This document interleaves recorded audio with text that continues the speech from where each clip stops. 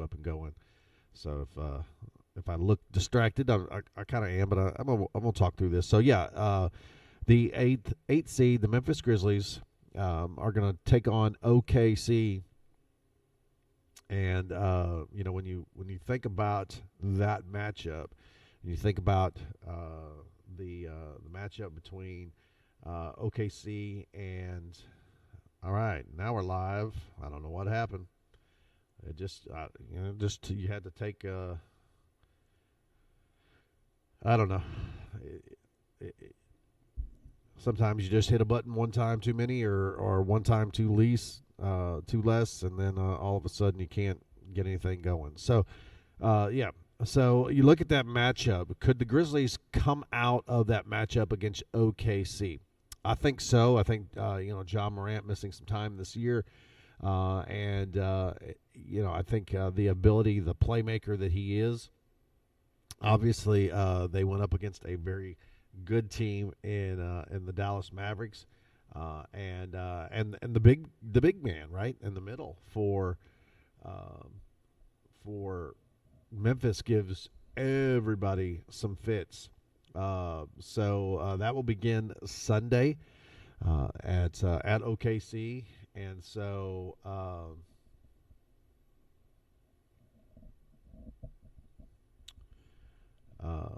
And the other thing about Dallas is Kyrie.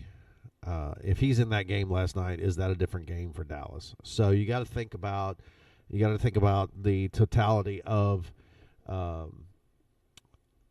the team for Dallas. You lose Luka, Kyrie's out, torn ACL. You've got backups obviously all over the place.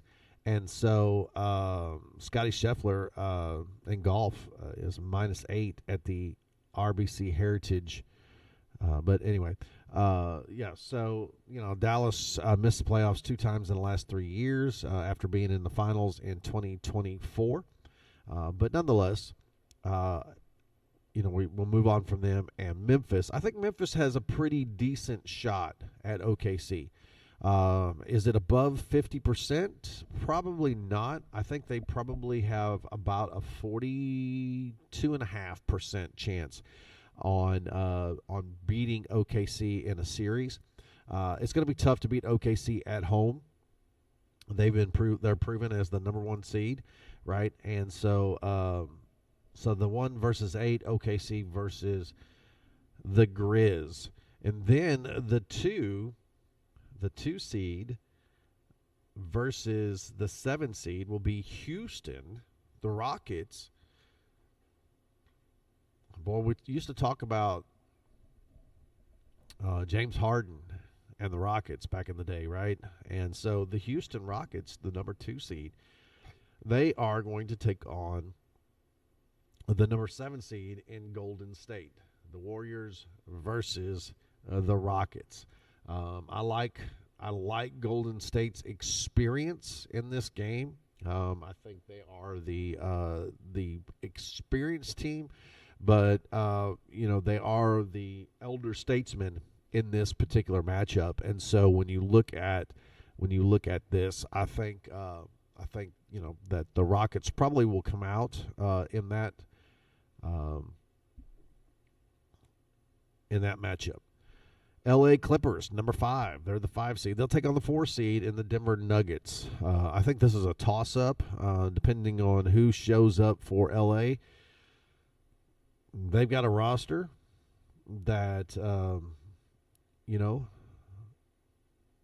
can play and beat the best of them. So we'll see. We'll see what happens there. Then the number 3 seed taking on the 6 seed. The LA Lakers taking on the Minnesota Timberwolves. And there's already some talk about Minnesota and from Minnesota, and we'll see what happens. We'll see if Minnesota can live up to their hype. Can they make the things happen that they need to make against what is a very talented team in the L.A. Lakers. Obviously, you've got Luka, you've got LeBron, you've got the supporting cast there, and so when you take a superstar like Kyrie off of the floor and you don't have somebody else to replace him with, you take LeBron off the floor and you got Luka still there, or vice versa. You're still got a high energy, a high output of offense and efficiency on the floor. So I like L.A. in this one as far as winning this particular matchup. But I think Minnesota, if they play their cards right, potentially could come out on top in this one. Then in the East, you've got the 8th seed in the Miami Heat. The Miami Heat will take on the number 1 seed in the Cleveland Cavaliers. Yes, you heard that right. The number 1 seed in the East, Cleveland. Not a LeBron James-led Cleveland, but a Cleveland nonetheless. I hope Cleveland wins it all. Just a little personal bias there, but I hope Cleveland wins it all. That's my pick. I hope they take care of business. I think they will beat the Miami Heat, and they will advance to play the 4-5 seed. Excuse me. The 4-5 seed are the Pacers and the Bucks, and so Giannis and the Bucks, headed in. And I don't know much about the Pacers this year. I haven't. To be honest with you, I don't watch a lot of NBA. It's on in my house. It's on in the man cave all the time, as is Sports Anywhere, Sports Center, whatever basketball games are on, TBS or TNT. But in the grand scheme of things, I'm not just sitting down critiquing all of the NBA regular season. There's a lot of games. It's like watching baseball. Baseball is going to be on my house all summer long because it's baseball, because it's sports. But I am not sitting down and watching 9 innings. I've got too much other stuff to do, and but it's on, and it will be there, and I will watch. Watch the onslaught of what happened last night between the Cubs and somebody. That game happened to be on. I watched probably 10 pitches between innings 1 and 5, but somehow I happened to be sitting in the room when innings 7 and 8 came on, and 21 runs in those 2 innings. What a home run fest it became for those teams. I think 2, maybe 3 grand slams, or 2 grand slams and 2 3-run shots for each team. And that's what happens, right? So that's why sports are on in my house 24/7. So Cleveland will take on Miami. If they're winners of that, they will take on the winners of the Pacers and the Bucks. Again, I don't know anything about the Pacers. I don't see a lot of Pacers games come across my TV. I don't know why not. And to be real honest with you, for some reason, I think I see a lot more games with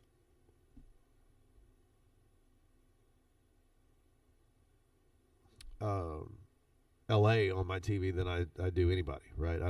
Is it just because that's who they're picking up? But I see that happening. All right, and then you've got the 3rd seed, the Knicks and the Detroit Pistons in 6th seed. Yeah, wow, that's what an opportunity there, right? It's one of those things where I'm definitely intrigued in that matchup. The 3 and the 6 right here, New York, man, with Patrick Ewing and sure, I knew I was going to forget his name. The little point guard they had in New York for a long time. When they were rolling, wow, what a game that was going through in the Knicks organization. And then the 2 seed versus the 7 seed. The 2 seed, I thought, hey, this would be the number 1 seed. That's the Boston Celtics. but not the case. Not the case this year. Boston falls to the number 2 seed, and they will take on the 7th seed in the Magic. So that's your playoffs. Playoffs begin Sunday, I do believe, and so we're excited about that. Hey, let's get a caller on the line here for the show this morning, because this is something that I want to talk about this morning, and we'll get this call. We're going to make the call this morning instead of receiving the call.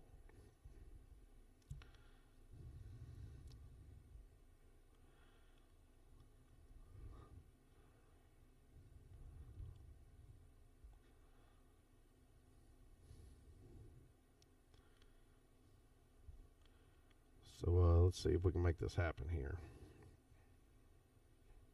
Let me get my headset on.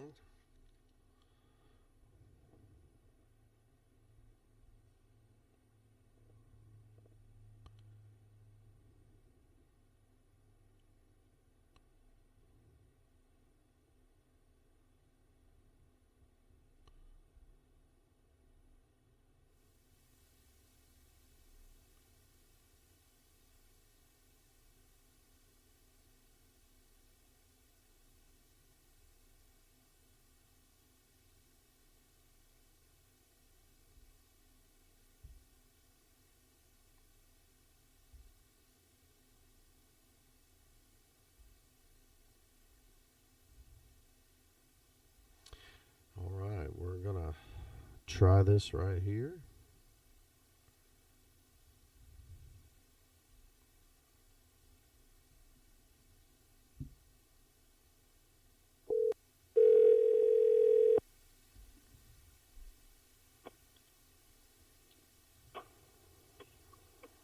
Hello?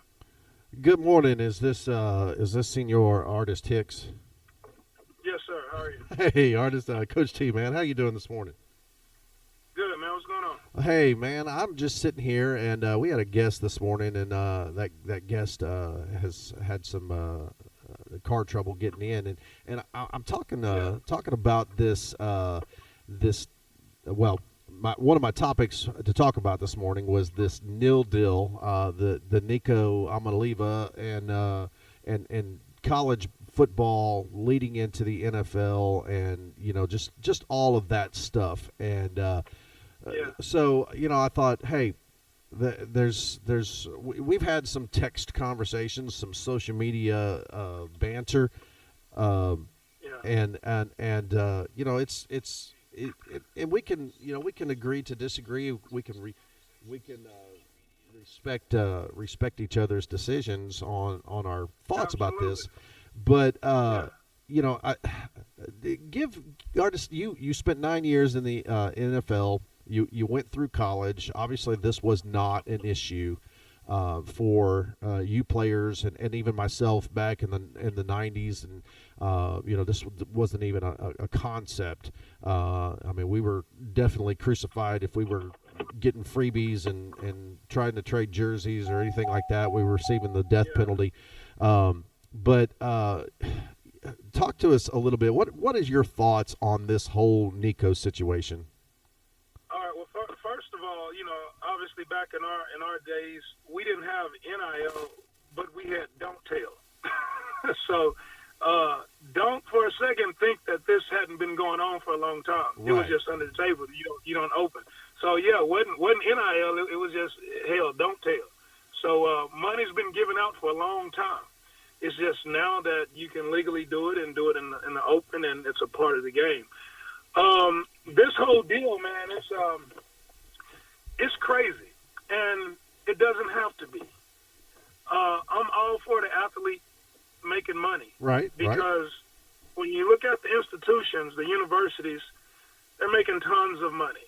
The fans, the viewers, we're tuning in and we're showing up to see the athletes play, to see the players perform. We're not coming to see the coaches coach. We're not turning the TV on to see the university, inside the lecture rooms, the classrooms. We're coming to see the athletes compete. And those guys and those women, those are the ones that make it go. So yeah, they should be incentivized with financial gain. And if you look around and you see how much money has been generated, even now more than ever, of course the players deserve a piece of that pie. Let me give you this. Let's go back to 2000, I think it was around 05, 07, 08, or whenever it was when Tim Tebow was the man at Florida. Right. Imagine how much revenue he generated for that university. Oh, yeah. Not just for that university, Tallahassee, that whole city, that whole community. Man, the networks, it was insane. And that guy couldn't go and sell his own jersey out of his trunk and make $10 off of it. Right. How is that, how is that right? Yeah. It's not right. So, again, I'm all for players making money. Mm-hmm. But it has to be some guidelines. It has to be rules. It has to be some regulations. And if not, then you're going to get situations like with Nico. Right. Where a guy all of a sudden feels like he's worth more than what he's making, more than what he agreed upon, more than what he signed to. And, and hey, that's fine. I was telling a good friend of ours, Coach Powell, Coach Jesse, on social media the last couple of days, what you think you're worth only means something to you. Right. Especially in sports. Right. If you want to know your value in sports, sit down and have a sports evaluation. You'll find out exactly what you're worth. Mm-hmm. And so I think Nico's learning that hard lesson. He and his I don't know who his advisor was and what his situation is, but whoever is with him on that decision, they found out real quick what his value as a football player is, and it didn't match what they thought it was. Right. And that's fine too, but he's gonna, he's learning a valuable lesson from this, and it was unfortunate, but when you hold a program hostage in a sense by holding out in the spring, not playing in the spring game, as a part of negotiation tactics. I mean, that's what you do when you're in the pros. Mm-hmm. And when you're in the pros and you do that, they're going to come and they're going to start recouping that money through either fines or a lawsuit. So you want to act like a pro? Well, hey, this is what comes with being a pro. Yes. And so from that regard, I don't feel sorry for him. And so, and I think the NCAA got this right. They had to make a hard stand with this, because if they did not, next week, the top defensive player on that team is going to say, hey, that 1.5 I'm getting, hey, man, we need to go up a little bit on that too. And it would have become more commonplace. And we'll never know this, but I honestly feel in my heart that there was a conversation that's been had on a phone call from NCAA to the universities maybe that was interested in Nico of, hey, we got to make a hard stand, because if we allow this and he gets more money than he was making, none of you guys are going to be able to retain your players, your good players. They're all going to do this. This is going to be the new format. I don't know this, and I'm saying that this is what I think happened.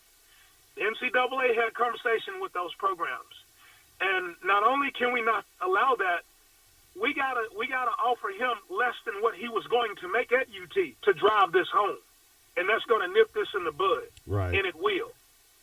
And all of this could easily be solved with some guidelines, and I think it should be, if the players want to be paid for their performances, well, let's make it performance based. All right, it should be capped. Sure. And it should be capped by year. So if you're a freshman, no matter the position, if you're an incoming freshman, true freshman, sign an NIL deal, whatever the number is, I'm just going to throw a number out. I'm not saying this needs to be the number. I'm just throwing it out. Say it's $1 million. No incoming freshman should make more than $1 million. You can make up to $1 million. Second-year player, 1.5. Third-year player, 2, whatever the number is, but it's based on years in. And now we need to, they can incentivize performance even more by having escalators.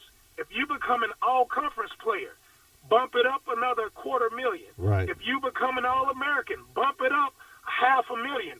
If you win a Heisman and you're a returning player, bump it up another $1 million. Mm-hmm.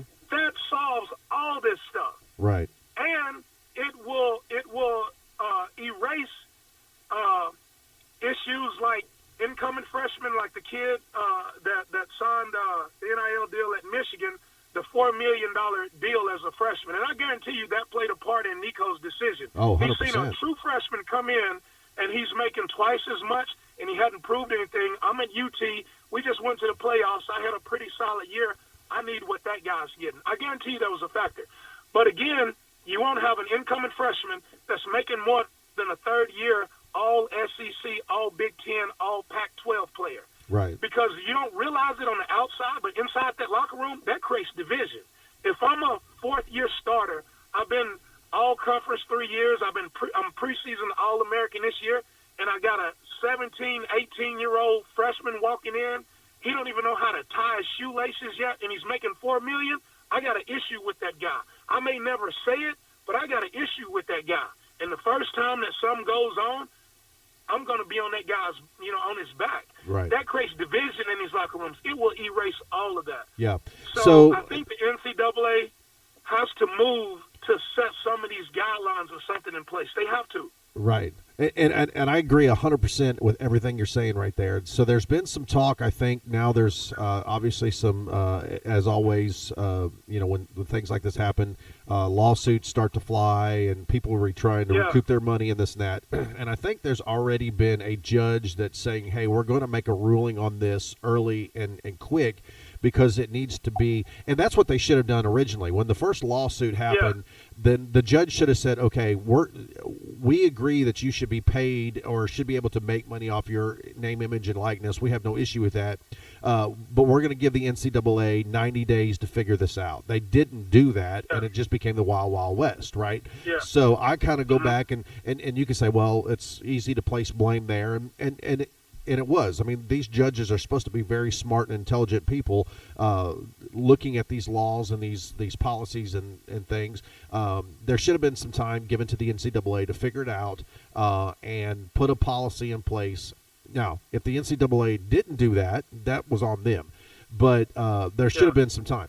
But I think there's some talk, and of course you got to believe everything you see on social media with a grain of salt. But there's some talk about maybe like a salary cap of some sort for these programs, and I want to say it may be around $20 million or $22 million, something like that a year, which is a start, right? Because you can say, okay, we can't spend on the 80 players we have, we can't spend more than X amount of dollars, no matter who you are. Right. But I agree completely. It's going to, and then you look at Nico. He's gone now to I love this social media post. You got whooped by Ohio State in the first round of your playoffs, and this and that by whatever the score was, and then now you want more money. You get kicked out of Tennessee. You take less money, and the second week of the season you're going to get whooped by Ohio State again. If you're at UCLA, and so.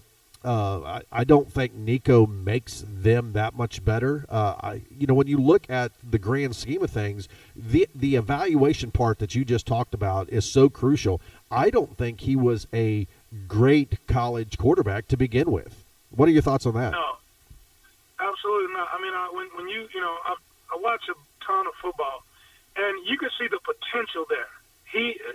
People have a tendency to confuse potential with productivity. He had a good year, to be a starter for the first year, but he wasn't lighting it up. He missed a bunch of big throws, wide open throws, and that's expected. I mean, as a young guy, he's learning, he's developing. There's no big deal there. But for him to ask for the money that he was asking for, I would have just assumed that he was already, preseason All-American. Right. He was All-SEC. He's in the Heisman conversation. And that's where I go back to that your self-worth yes. is only important to yourself. And it's important. Don't get me wrong. We all should value ourselves high and have high self-esteem and regard ourselves in the Most High. But when it comes to sports, when you turn that film on and hit that play button, that's the only evaluation that matters. Right, and that's the I remember Coach very adamantly telling me one time, he's like, Stratton, the film doesn't lie, right? Doesn't lie. We can sit back and we think we see something, right, as somebody watching the game or whatever, but when you go back and you watch the film and you can really break it down and turn it on that slow-mo and evaluate a player, the film doesn't lie. And so here's another. I'm going to cut you off, but here's another part. Think about that film. Unless you've been there, you've sat in those film review sessions, you don't really understand what watching film is. So for all the fans out there, I'm going to paint the picture. All right? When you're watching film, you're not just watching that play. Each play is captured from 3 different angles. Right. So when you watch that one play, say it's 70 plays in a game. Each time you watch that play, there are 2 other copies, and you watch all those copies. Uh-huh. Because there could be an issue going on that play with your footwork that you can't see from the overhead copy. Right. You can't see it from the front copy. You got to watch it from the back copy. You see every single flaw that you have as a player. And so that's how you have such a great evaluation to really understand why you're performing at the level you are and the corrections we can make to enhance that performance. Right. And so those evaluations that come out of that, they're spot on. They are spot on because nothing gets overlooked. Right. You can't hide on film. Yeah, and now so much the analytics of all of these things, not only how it affects your play or what you're doing in that particular spot or that moment, it also is about what the other players are potentially able to do or not to do because you either screwed up or didn't. Absolutely. And here, one other thing, I just thought about it. You made this point when you were talking about the judge ruling and the NCAA if they didn't take the time to figure it out. I want to comment on that. The NCAA does not want, or maybe they do now after this Nico situation, maybe they're looking at it differently, but initially they didn't want to figure this out and to have guidelines and structure. And here's why. A lot of y'all probably hadn't thought of this, but here's why. Because when you start setting salary caps and setting hard guidelines to what the payouts could be and this and that, you want to know what the players are going to do? And even if the players don't think about this, the agents will. You know what they're going to do? They're going to unionize. Right. They're going to create a union. Yeah. And you're going to have attorneys, and most of these agents are attorneys as well. Right. And now the players are going to have attorneys advocating for them, for their best interest. Now, instead of having a 4-hour practices, no. These guys should have an hour and a half practices. Right. These guys should, have load management. These guys, it's going to be all kind of different things now that get negotiated in favor of the athlete, and the schools, the coaches have even less control of the players. It would become more like pro sports. Yeah. So that's why the NCAA didn't want to address that, because they know players would want to unionize. Right. Well, and that's a whole different ballgame. Yes, 100%. And you just said that word amateur sports, right? We've talked about this even through the social media aspect. College used to be an amateur sports. It was a preparation point to get you to the next level of professionalism, right? Yeah. So it's like going to college to become a lawyer. You don't actually just go practice law until you get your law degree, because you need to practice that before you get there, so you can either be a good lawyer or they find out you're not, and they don't hire you. Yeah.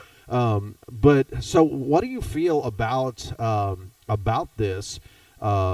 Because now these players are making millions of dollars, and even some ways making more than NFL rookie contracts, right? So that's potentially going to change the game of the NFL, because I'm sure Brock Purdy, who I think made $3 million in 2 or 3 years as a rookie NFL quarterback. Oh yeah, didn't he play in the Super Bowl or So I'm sure he's looking back and going, well, hey, if Archie Manning or if the Manning boy sat at Texas and made $2 million a year and didn't even play, I should be making X amount of dollars as a starting NFL quarterback.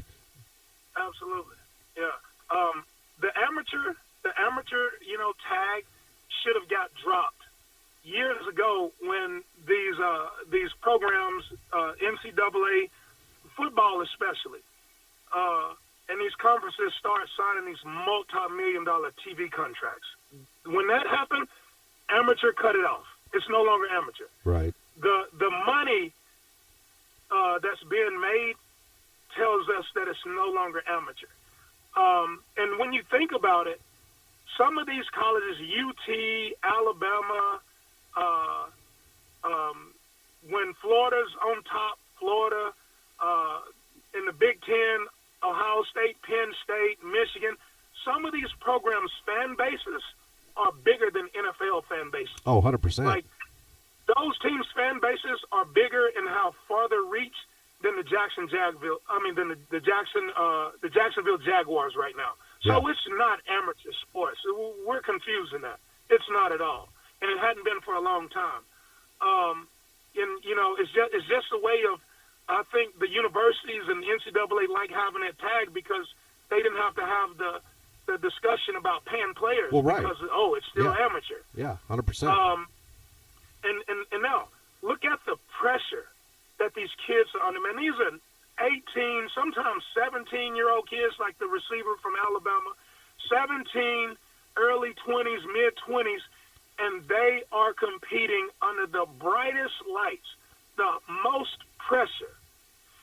You get in the SEC title game, a Big Ten title game, or the playoffs, or the NCAA championship game, that pressure is no different than performing in a Super Bowl, Right. and sometimes even greater. Yeah. You can't tell me that's amateur sports. It's absolutely not. And so I think we need to start thinking about that in that way. This is pro sports, and it's been pro for a while. It's just that because the athletes are a little bit younger, you try to look at them like they're kids. These are not kids. They're not being coached like kids. They're not being groomed. These are young men, and they've been groomed to be young men for a long time. Right. And so, it's been one. You know what it's like to be in those environments and that pressure, that stress, and that's the only thing that matters. You're juggling, your family life, your life as a teammate, your life as a student, and you got this immense pressure bearing down on you to perform. Man, it is, and you see it. It eats some guys alive. Yeah. And it's also why you see some of these super talented guys, and then when they get into the league, if they're fortunate enough to make it to the NFL, they just kind of fizzle away. It's because they got burned out in college. Right. And then they get to the NFL and realize that, this isn't like like some big party and we're going to have more fun. No, they realize this is more of what I was already doing for the last 4, 5, 6 years. Mm-hmm. And they lose the passion. The fire burns out. That's what happens. Right. Hey, what do you feel about the concept of adding more teams to the playoff scenario, maybe reducing a regular season game numbers? Some coaches are now the conference championship doesn't matter. AKA what Ohio State did this year. They didn't make it to the conference championship, but yet they go win it all. So what are kind of some of your thoughts on that? I'm 100% for it. If the players are incentivized through financial gain. Okay. No different than the pros. Right. When you make the playoffs, you get paid. That It's a bonus. Yeah. You make bonus money. Yeah, I'm 100% for it. Because, there's nothing like competition. But the pressure and the stress that comes with that added competition, it needs to be incentivized for the guys out there doing it. Yeah, 100%. Because you want to know, and hey, a lot of people don't know this. Hey, those coaches that you see play, that are coaching in the playoffs and in these bowl games, these guys got incentives in their contracts. They got $250,000 bump up in pay. They get bonuses. Yeah. But the players don't. But the players That don't. needs to be a trap. Yeah. And after that game, that coach ACL isn't sore. His back isn't sore. He didn't tear his meniscus.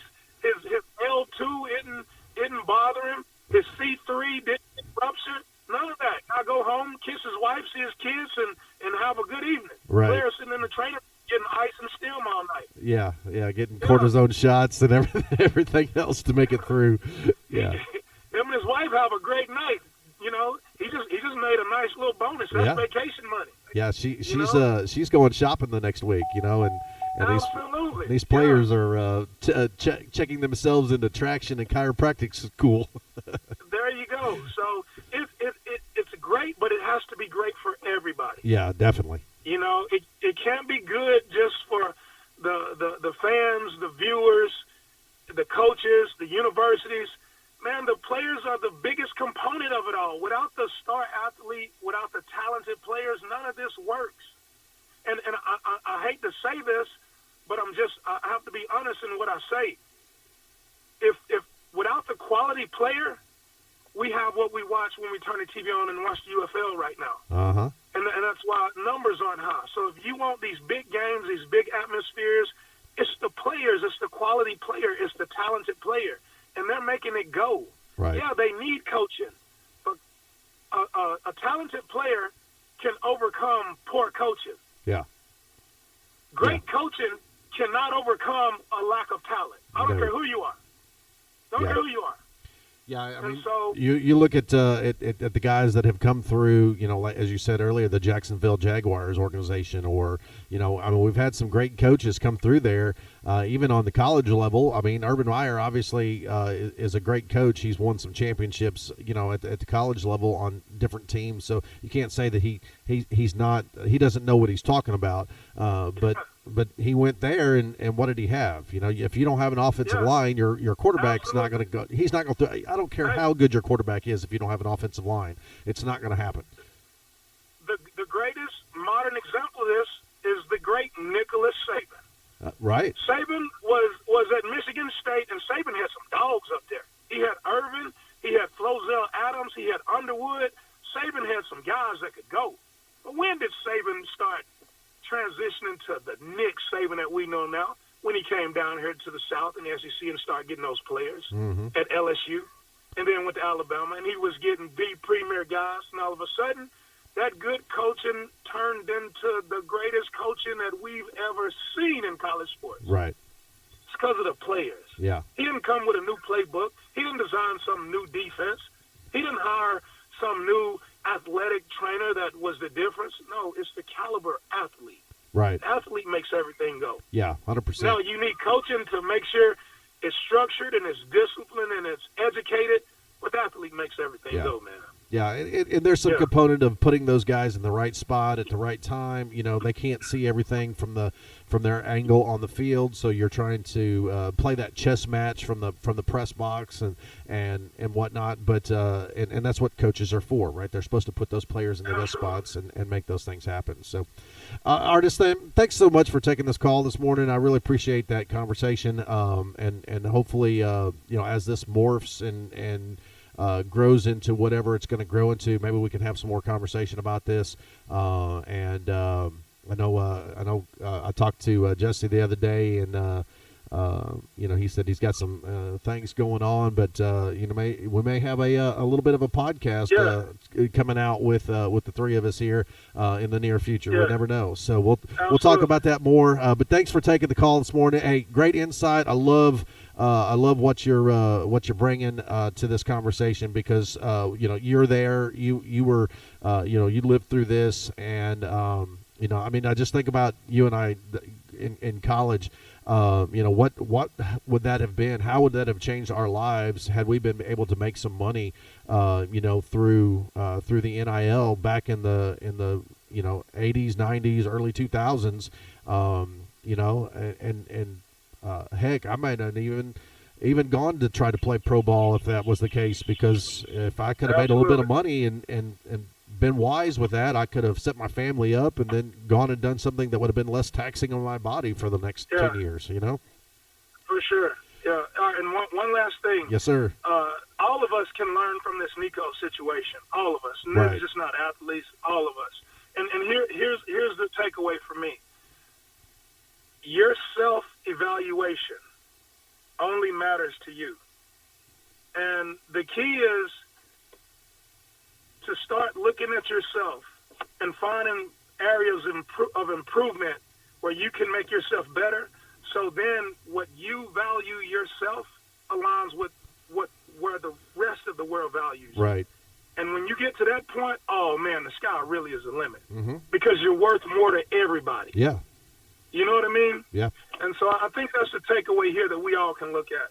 And don't get down on yourself if where you view yourself doesn't align with where the world views you. That's okay. It's fine. You should have a very high regard for yourself, but work 100%. to make sure you fill in holes and you correct flaws that you have the best you can to increase your value with everything and everybody around you. Yeah. And like I said, when you get to that point, man, there's nothing that you won't be able to tap into, nothing you won't be able to do because everybody want to be associated with you because you bring value to them as well. Yeah, 100%. Yeah. 100%. Artist, thanks for taking the call this morning. That's the takeaway here. Yeah, definitely, 100%. Anytime. And we'll be back in touch again, and we'll get you back in on the show. We'll have this conversation again. Appreciate you. Absolutely, man. Y'all have a good Easter weekend. You too. God bless. Bye. All right. Artist Hicks, former Minnesota Viking, former Memphis Tiger, on the phone with us there. Appreciate him taking that call and giving us that insight this morning. It's one of those things where as money starts to roll around, and this is a huge component. This is a huge component, right? The NCAA didn't have rules in place or didn't want to make rules in place back when NIL started because they were losing their money. That's what it all came down to.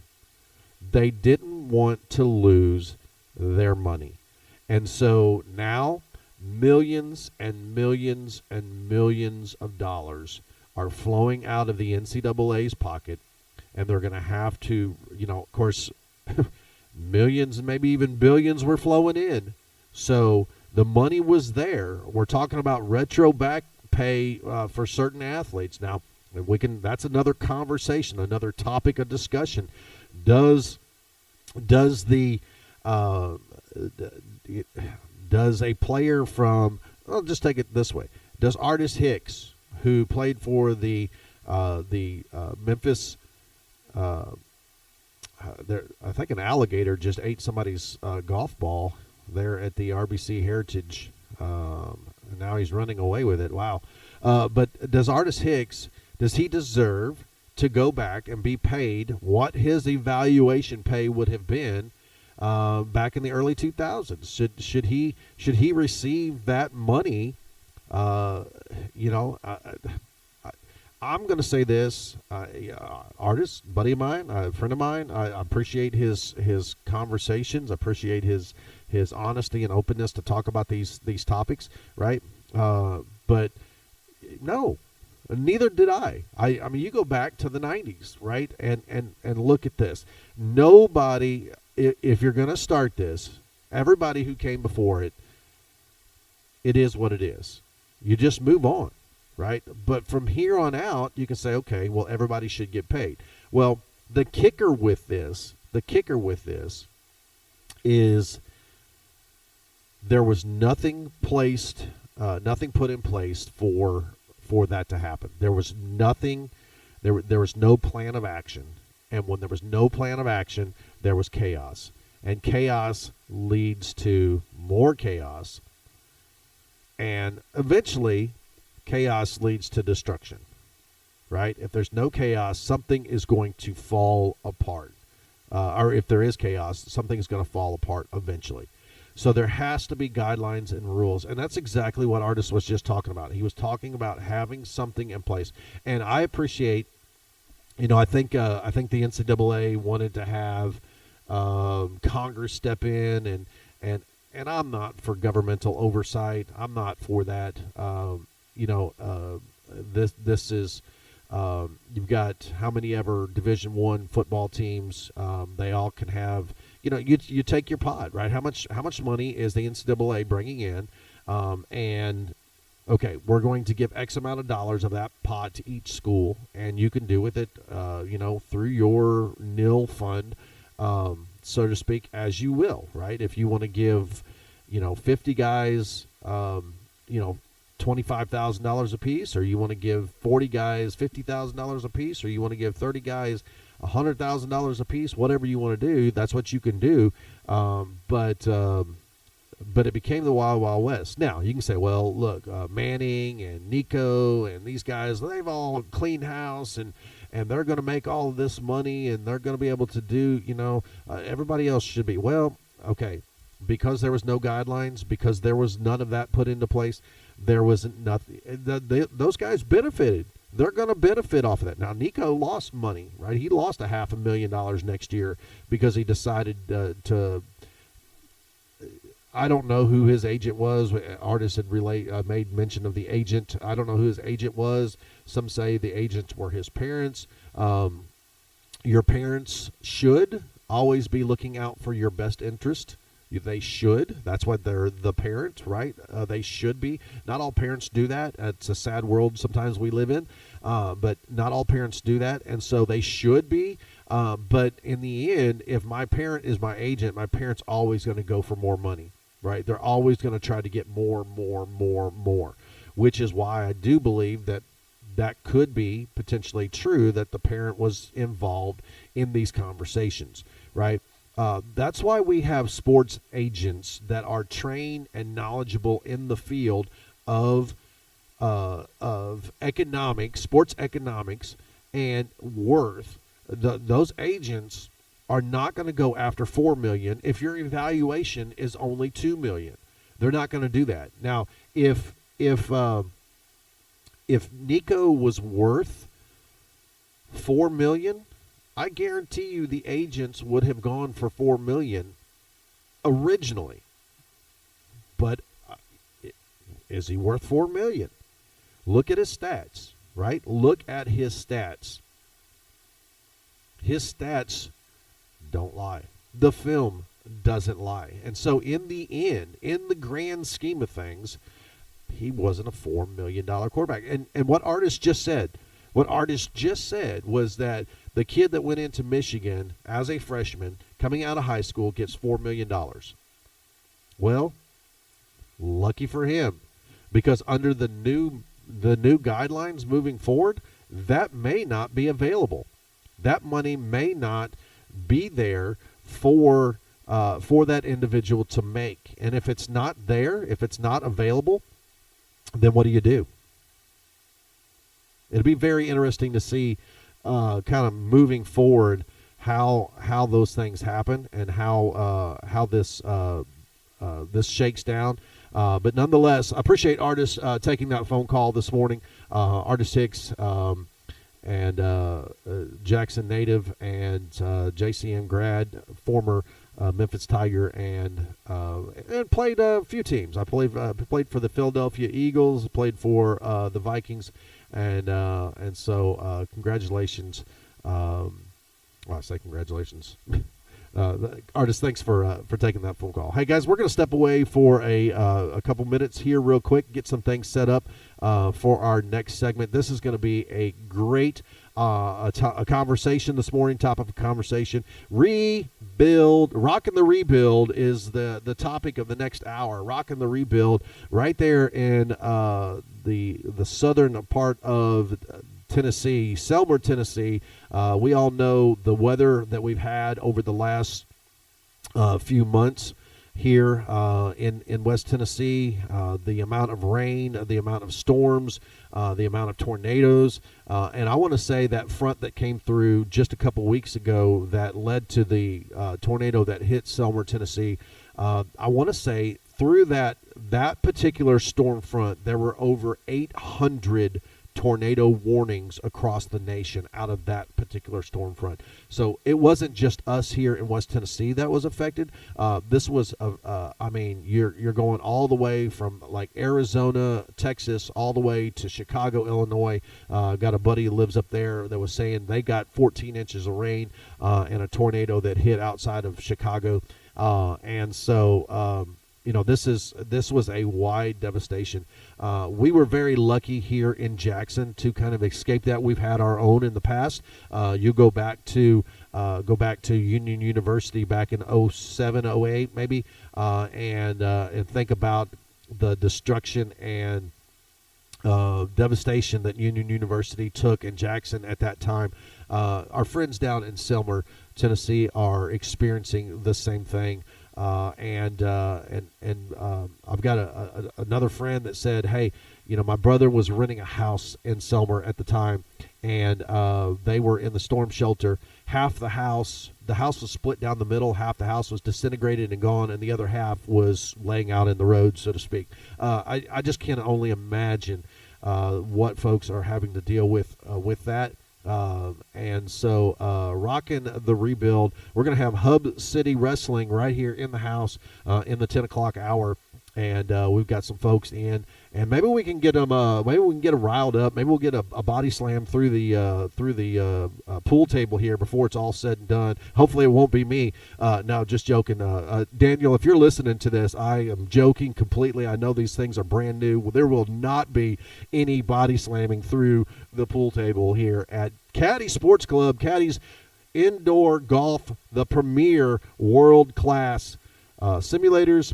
And a restaurant and bar right here in Jackson, Tennessee. Make sure that guys, I know it's nice outside, but it's going to rain tomorrow again. And so if you've got your tee times for Easter and late in the afternoon so that you can do the church and the family thing, hey, go for it. But I think it's going to rain, so make sure you get your reservations right here. Caddy Sports Club, Jackson, Tennessee, the world-class indoor golfing facility. We're going to, again, step away for a break, and when we come back, we'll have the guys from Hub City Wrestling in the house.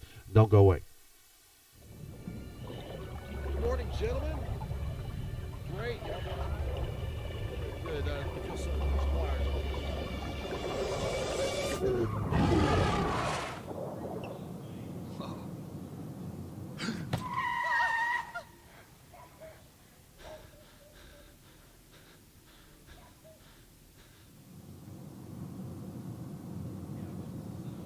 Eyes forward.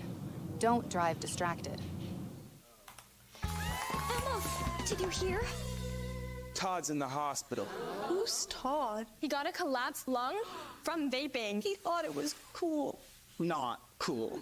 Promise you won't vape, Emma. It can lead to a lifelong addiction, and we can't be friends if your lungs collapse. Bogus. Wacky sitcom teens aren't the best people to talk to your kid about vaping. Hey, you got a minute? You are. Start the conversation with your child about vaping today.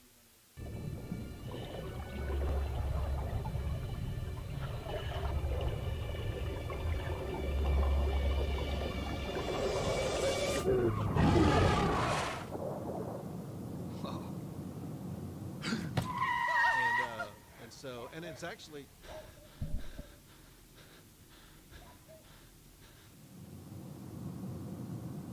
Get ready, basketball fans, and welcome to The Bounce, your go-to destination for all things hoops. Join us every Thursday night from 6 to 7 p.m. starting February 13th, as Andrew Hicks will bring you the wildest highlights, in-depth discussions on trades, injury updates, and those unforgettable buzzer beaters. Whether you're a hardcore enthusiast or just looking for some epic plays, we've got something for everyone. So grab your favorite snacks and tune in for the action-packed episodes each and every Thursday night on the Hub City Sports Network. Don't forget to like and share this video with your friends, and we'll see you in the next stream. As the road you travel changes, so can your insurance needs. Talking with Farmers Insurance agent Jeremy Chandler can help you assess whether you're ready for the journey ahead. There's a reason the Jeremy Chandler Agency was voted Best Insurance Agency in VIP Magazine's Best in Jackson 2024. Give Jeremy a call today at 731-FARMERS and find out why. That's Jeremy Chandler at 731-327-6377 or contact him at 731farmers.com.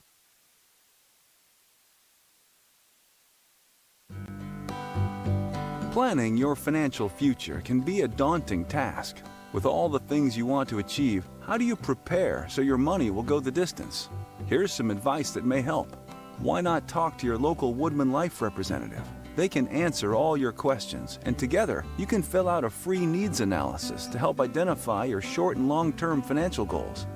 Our representative can then recommend insurance and annuity solutions to help make your financial future safe and secure, so that all those things you want to achieve remain firmly in your sights. Hi, I'm Kelly Bonifer, your local Woodman Life representative. Did you know that the life insurance you have through work may not be there for you if you change jobs? Call me at 731-423-4784 to discuss your options for protecting your family's financial future. Woodman of the World Life Insurance Society of Omaha, Nebraska. Woodman Life, standing strong for generations.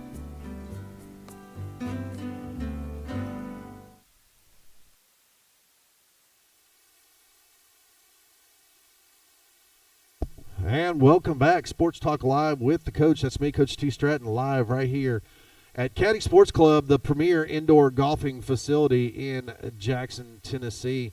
Man, we're super excited to have folks here. Always just checking the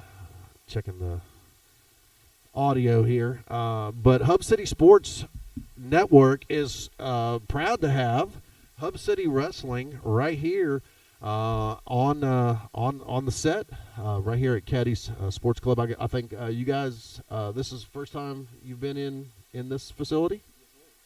Sure, man, and it's absolutely beautiful facility. It's awesome right here. Yeah, it really is. If you're a golf fan, you know, and whether you are or not, whether you just want to be able to hit the sticks or not, you know, on a rainy day or a cold day like this December, I mean, it's been packed up in here. But you know, I was kind of explaining to you guys there as well. You don't have to come over here and just hit golf clubs. If you want to come over here and pull out a bat and hit some balls over the fence of Wrigley Field or whatever they've got set up on their, they got baseball, they've got golf, they've got football, they've got hockey, they've got soccer, they've got cornhole, they've got, I mean, just a number of different things that they have. But it's one of those things where you know, bring your buddies over here for a you know, a little party or whatnot, hang out. Bring, you know, they do bachelor parties, bachelorette parties. But you know, I'm thinking like, man, my kids just love to come over here and hang out and you know, have a little birthday party or something like that. But what I really like about it is my wife, she wants to go shopping, and so now I have something to trade off, right? There I'm like, you go. okay, you want to go shopping? That's fine. Drop me off at Caddy's and go shop. You know, and I'll give you the extended like 3-hour tour, right? Go drop me off at Caddy's for 3 hours, and whatever I spend is whatever you can spend, and you're guaranteed for, you know, a 3-hour tour. That's, you know, about $100 or so, or a little more than $100 maybe. So go spend your $100 and have fun shopping, you know. So now guys have a little something they can pull out. Well, as I look around, man, I mean, you've got this beautiful projection screen. You've got all these great screens. It's a great time to come in here. We got a replay of the game over here from last night. The Memphis Grizzlies winning and securing their spot in the NBA playoffs. So it's an absolute fantastic place now to come and watch the NBA playoffs. If you're a baseball fan, especially, or I mean, obviously golf. This is flat out amazing, man. Absolutely amazing. Yeah, it really is. It's really cool. They've done a great job. The owners of this, Daniel Fry and his group, actually just bought Downtown Tavern as well. You guys may be familiar with that. So they just revamped that, kind of a new grand opening with that, and that's going to be really cool down there as well, because that's a staple in Jackson. I mean, if you've been around Jackson, West Tennessee, you know Downtown Tavern for years. Yeah. You know, this is obviously a brand new place. But Downtown Tavern, the music and the icons that have come through there, the people that have gone to play big and that made it big, you know, kind of started out somewhat Downtown Tavern. I used to play in a band, had opportunities to play down there and things like that as well. So it's just really cool that people are starting to get back into rebuilding Jackson. You know, when we talk about rebuilding, that's what you guys are here for today. Yes. Is rocking the rebuild. And man, what a devastation.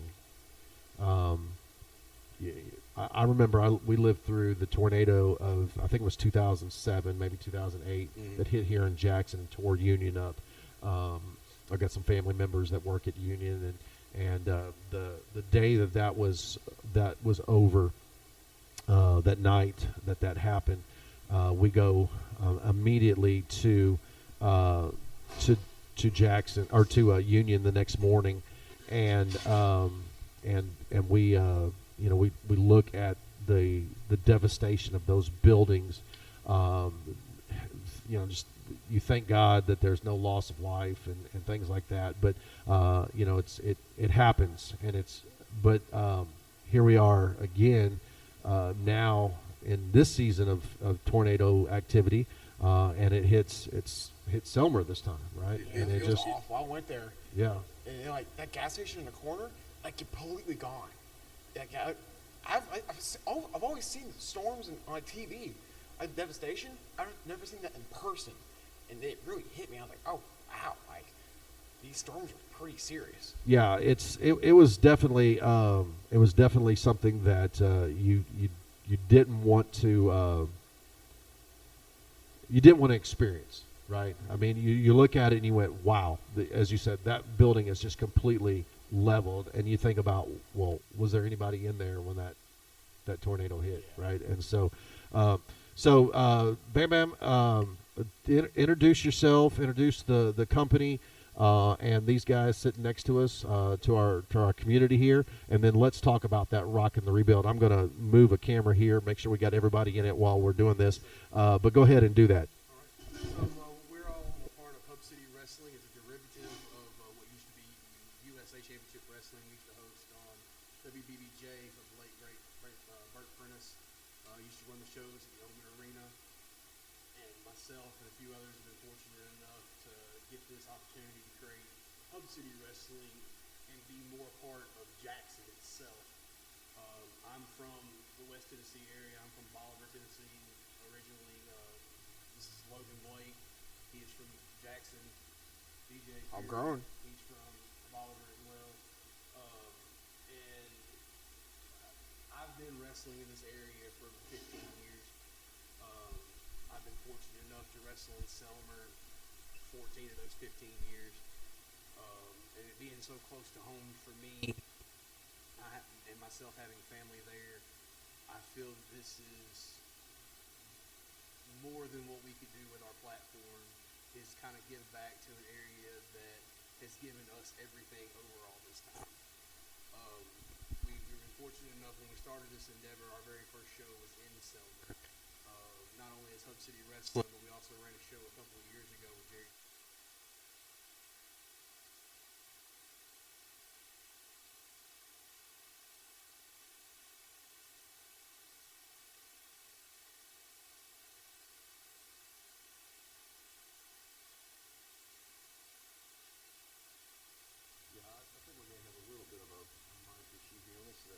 There you go.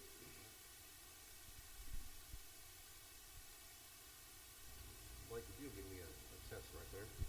Check. Hello. 1, 2, 3. Check. A little bit of a delay here, just a second.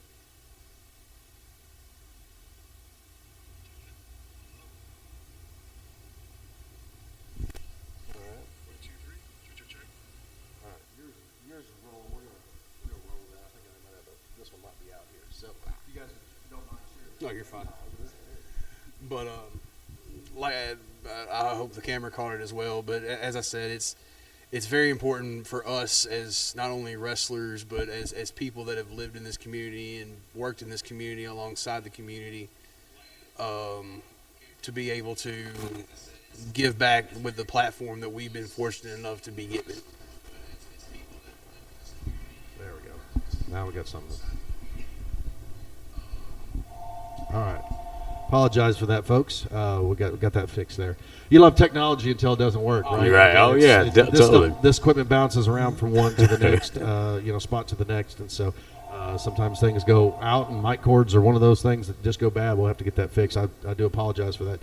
But you were talking about that, being from the area and kind of taking this Hub City Wrestling and kind of rebranding what used to be something else, and now creating this.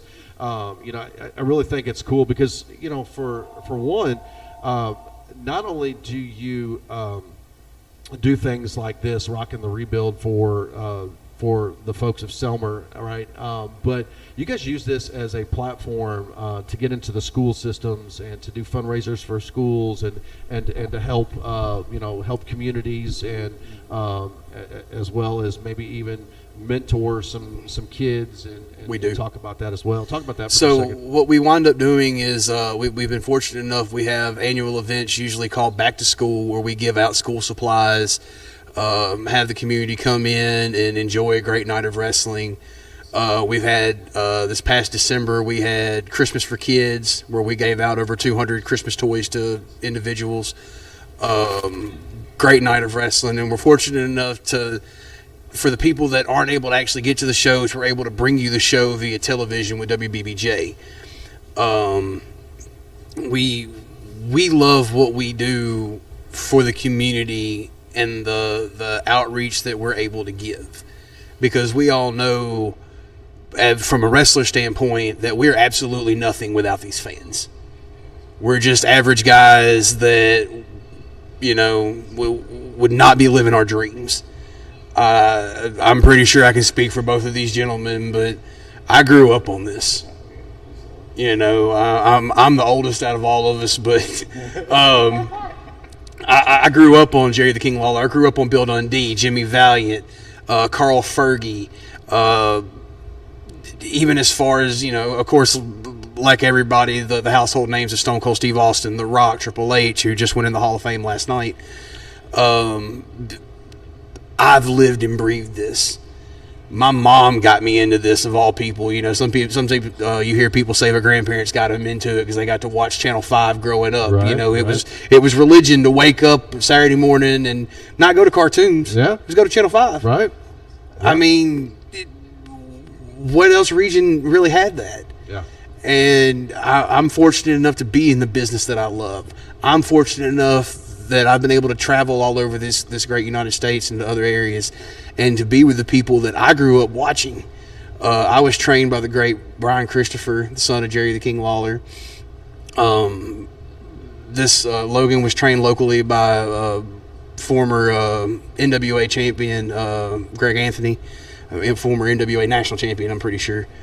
And we've all been able to be fortunate enough to be around Burt Prentice, who was one of the, in my opinion, the absolute greatest independent promoter that there ever was. I mean, he had ties from Memphis Wrestling to the WWE to TNA. He was the reason TNA got their buildings with the Nashville Fairgrounds. I mean, so to be able to be under that lineage and be able to live these dreams and have like I said, have the platform to give back to these communities that made us. Right. We wouldn't be able to do any of this without the Camdens, without the Huntingtons, without the Selmers, the Bollivers, the Grand Junctions. As we talked about the storm earlier, I don't know how much you know about it, but as I've done my research, the tornado itself was 650 yards wide. Mm-hmm. That's 6.5 football fields. Right. It went 22.39 miles. Landed right in the middle of kind of the middle of Raymer and Hornsby and that little wooded area, kind of Big Hill Pond. Sat the ground and just ran through. And like Logan said just a second ago, in an area that we were just at a couple of days beforehand, putting posters out, myself and my wife, it's gone. Yeah. It doesn't stand there. A fantastic organization, Jesus Saves, building's gone. A lovely woman down at the Cash Saver that I've known that's let us put up posters since I can remember, nothing. She got her kids clothes, but she's got nothing. And this event that we have the opportunity to do, and we have this opportunity because we're also great sponsors. We had people that jumped at this opportunity that said, we want to help y'all make sure this is successful. Make this a donation-based event. And some people may not understand what that means. That means just bring what you can, donate to these people, and please come enjoy a great night of wrestling. He's going to wave his hands in the air. He's going to jump off the top rope, and I'm going to choke slam somebody. Hey, It won't be me. I'm gonna tell you I don't that listen. right now. Listen, man. I'm gonna tell you. I heard you say earlier that nobody's gonna go through these wonderful pool tables, and I will keep that promise to you because I can't afford to replace them. But you have another couple tables over here, and if the boss man's okay with that, somebody may wind up going through them sooner or later. I talked to the manager this morning. I said, "Hey, this is who we've got coming in this morning, and this is obviously for a great cause and whatnot. And it's great that in the seriousness of this conversation, right, that we can have some fun and joke a little bit. But this is obviously a serious event that has taken and affected the people. And it's weird. It's, I kind of started off talking about back in 07 when the tornado hit Jackson and how many tornadoes we've had come through this area. It's almost like Jackson had its fill back in 06, 07, 05, 08, those times. And all the devastation that occurred, that now it splits Jackson, and it either goes to Martin and hits folks up there in Bradford and Martin and that area, or it goes south and hits people down Bolivar and Selmer and Savannah area. We've been very blessed not to have, I think 2 years ago we had a storm come through, 60, 70 mile an hour winds, and I lost 12 shingles. If that's all I had to do is replace 12 ridge cap shingles on my roof and maybe take a tree that got messed up and cut it up a little bit or whatever, I'm okay with that, right? I can live with those things. But when you have friends and family and people that you've known for years, that you wake up the next morning and you go out and you look at their house and it's not there, that's a completely different story. Right, and we can cut up, and we will, and it's great to be able to do that through sports, because sports brings people together. And I think about the sporting wrestling. I coached wrestling in high school for a few years, not many years, but a few years. And it's not necessarily the same wrestling that we grew up on, but it is what it is, and to think about, you look at Kurt Angle, you look at Brock Lesnar, these guys were Olympic wrestlers, right, that wrestled a different style of wrestling, that became entertainers through the wrestling industry, and great, and you watch those guys, and it was an awesome time. But this rock and the rebuild of Selmer and southern Tennessee there, obviously this is this is so worthy of a cause that folks, as we continue to talk about this hour, please, or you go back and you rewatch this. This is a Saturday morning sports show. We got a lot of people out on the golf course that aren't necessarily watching us, but they're listening. But they'll go back and they'll listen, or they'll go back and rewatch at a later time. They know people are coming on and whatnot. I think a couple weeks ago we had 800 people tune in before the show was over with at noon on a Saturday. Fantastic. But when I looked back on Tuesday, there was over 5,000 people had gone back and rewatched it. So we hope that that's what through this platform is, that we will continue to get the word out. So let's talk about this event, and then DJ, I've got a couple questions for you, because I was watching some film the other night, and a little bit of a hacksaw Jim Duggan-esque opponent that you were fighting with, and I didn't get to see the end result, so I don't know if you won that match or not. But I'm curious to see, because you were outweighed by probably about 250 pounds. That was a big old boy up in that match there. We'll talk about that. But so when is this particular event? When is Rocking the Rebuild for some? Rocking the Rebuild is Saturday, May the 10th. Okay. The doors are going to open at 6 p.m. The bell time is going to be 7:30. And what that's going to do is that's going to allow these people that time to come in, meet the wrestlers. We expect a much bigger audience than we normally have, and some of these people won't know a lot of the wrestlers. But you'll know some of the guys that have been around for a few years. Danny Dollar, myself, Walker Hayes, Brandon White. But then, like I said, you get to see these great talents like DJ and Logan. And our hopes in that, too, is that you start tuning into the television show every Sunday night at 10:30. I know it's a late time, but what we also are allowed to do with that is put a replay into the YouTube. Mm-hmm. With this event, with Rockin' the Rebuild, the reason it's called Rockin' the Rebuild is we have former WWE superstar Heath Slater coming, the one-man band. He's got kids, and he's coming to Selmer, Tennessee to help us rebuild. Yeah. And he's super excited about it. Talked to Heath a couple days ago. And so who is Heath's opponent?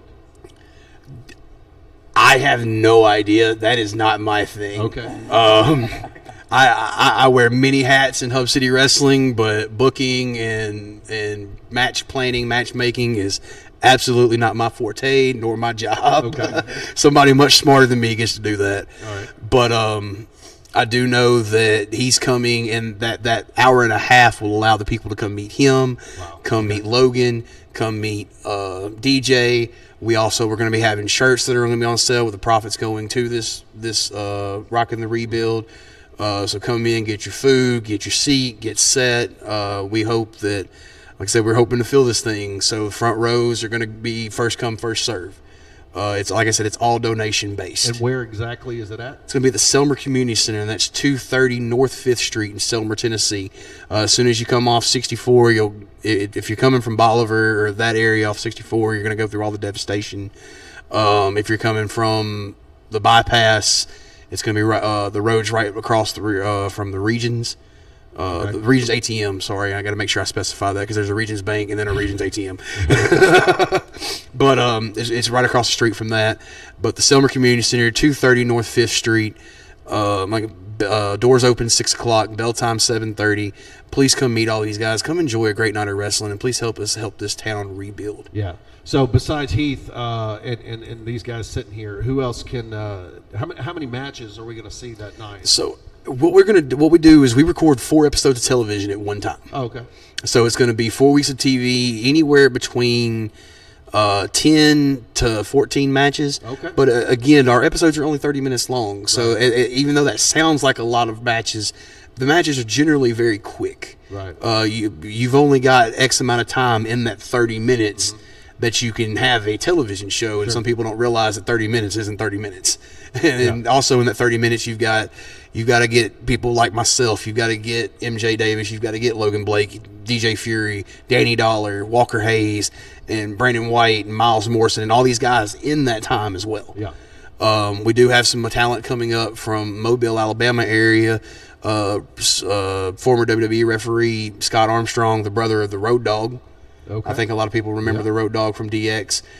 He's sending some students up, some great talent like Jack Passion and Crusher Contrell. Excuse me, this pollen is killing me around here, man. This has been absolutely horrible. But you'll have guys that come from all walks of life. Walker Hayes from the Memphis area. Like I said, the legend Danny Dollar will be there. I just know these guys that are there because I know they share it. You talked about you had a history with high school wrestling. We have a wrestler on the card named Alex May, and that's what he did to get into wrestling. He was a wrestler at Brighton. Oh, okay. So he's got a great technical wrestling background. Right. We have something for everybody. Yeah. Don't have any females right now. I was going to ask that question, but even just for this particular event, it doesn't matter if there's not anything for anybody. Right. You show up and support. Yes, right? please. This is above and beyond. This is out of the norm type thing. It is. Because of what has happened in Selmer. So whether you think there might be something for you or not, go get yes, please come support. Go support. Go buy some things at the concession stand. Get yourself a ticket. Go out and have a good time. These guys are going to go out and work hard for you, no matter what. Whether wrestling is your forte or not, this is an event. I remember when the tornado hit Jackson. All the schools started collecting clothes and waters and things for the kids at Union, places trying, because they had to put people up. And I know there are people that don't have houses and don't have businesses now in Selmer, that they've had to go live in hotels, and they're doing things differently. And so this is definitely a different type of situation, but it's going to be very entertaining and very fun. If you've never been to a Hub City wrestling event, you're missing out, because for me, it's like I talk about people coming here to Jackson and going to the Jackson Boom soccer games. It's a semi-professional soccer program, but it's a $10 ticket. Where can you go and hang out and get yourself a hot dog and a soda and a ticket for $10? and go watch a 90-minute game. You can't do that, right? For most places, but you can with also Hub City Wrestling. Our tickets start at $10. Right. Our front row's $15, and if we have a name, they're generally $25. But that's still all. We make sure it's affordable for the families. Yeah. But we also go, like I said, with this Rockin' the Rebuild. That's why we want everybody to come. Please come donate. We will have something for everybody. Come suspend your belief. Yeah. That's what we're here to do. We're here to put on a show. We were supposed to have an event April 5th, and that was 2 days after this. Obviously, we couldn't do anything. And the first thing I did was call up the roster and say, hey, guys, we've got to go do something. We've got to give back to these people. Let's go, whatever we can do. So we wound up giving out 200-plus hot dogs, chips, and whatnot. I mean, Logan Blake here single-handedly secured over 1,200 bottles of water. Yeah. And made sure that these people had water. Yeah. They had food, and for one day they knew they were going to get fed. Right. As you know, it wasn't just April 3rd that these storms rolled through. No. It was April 3rd, it was April 4th, it was April 5th, and rolling into April 6th. Yeah. And it's just it kept rolling. I think I heard when I got here that you said there was over 800 different tornado warnings from the National Weather Service. Yeah. That's ridiculous in this small area. But to go over that span of 4 days, these people lost a lot. Yeah. Let's come out and forget the devastation for one night. Let's come out and help these people rebuild. Right. Be out there to pack this building. Let us entertain you for 2-3 hours and show everybody that we can come together not only as community but human beings in general. Yeah. And that's what entertainers are about, right? I mean, I do this show every Saturday. Not to just bring you the scores from the week and to talk about that and maybe bring in some folks and have a conversation. But, when I talk about sports, I forget about the bills that have to be paid, Monday, Tuesday, Wednesday, whatever. I forget about, when I'm watching, you talk about the TVs here, when I'm watching these TVs and I see, somebody, of course, I go back to the Michael Jordan era and Scottie Pippen and Isaiah Thomas and Bill Russell and all those guys, and then you go back to the days of, the wrestlers that you were talking about, Hacksaw Jim Duggan and The Rock. My brother went to high school with, I was forgetting his name, the Legend Killer. Randy Orton, and so, and growing up, in St. Louis, you had the Orton family there and whatnot. And so, we had our local circuit and I remember going to those things as kids, but what I always remember about that is I never thought about anything else that was going on in life while I was there. I didn't have my checkbook out and I was trying to do my finances. I didn't, I was there screaming and hollering, laughing and giggling and whether it was 100% my forte or not, I just kind of forgot about the woes of the world that particular day and was there to be entertained. And that's what entertainment does for us. That value of entertainment's really cool. Like you said, up there in St. Louis, you had wrestling at the Chase. Yeah. I'm very familiar with the Larry Muchnicks and all that area, and that's what we are to do. Like you said, as entertainers, that's what I love about this is if you're having the absolute most worst day ever, you can come for 90 minutes and forget that worst day ever exists while you're yelling at me because I pull somebody's hair or my goofy manager because he slid his briefcase in somewhere too close to the guy that you've been just cheering so hard for the last 5-10 minutes that you didn't know 15 minutes beforehand. But he made you wave your arms in the air, or he got 100%. You so excited. He did what he had to do to make you forget that you're not the guy that goes to your job from 9 to 5. Yeah. You're not the guy that has bills on Monday. Today, you're a wrestling fan, and I get to cheer as loud as I can. And I get to forget that life doesn't exist outside these four walls and inside of this arena. Yeah, and it's really cool to be able to just do that, right? I mean, it's really cool. DJ Fury. Yes, sir. So, man, I was watching some film the other day, and I think out of the three, that if for some reason the coach were able to get into the ring and have to take on one of you three, it's not going to be you. It's wow. That shocked me. I ain't gonna lie. I thought you were gonna say it was gonna be me. You run around like a chicken with your head cut off, and fly off the top. I'm not moving. I'm going to stand in the middle of the ring. I'm going to take my lumps or give them out, and I'm not chasing you. I'm not chasing you. You've got so much energy, high flying, just going, 24 different ways, 170 miles an hour, and you had a match the other day. Again, I don't know who the opponent was that you were facing, but it was kind of a hacksaw Jim Duggan-esque type guy. Maybe had a cowboy hat on, a big scruffy beard, and that's Bullwhip Ballard. I know exactly what you're talking about. Yeah. Couldn't remember his name. You think about everybody and trying to go through. So how did that match turn out?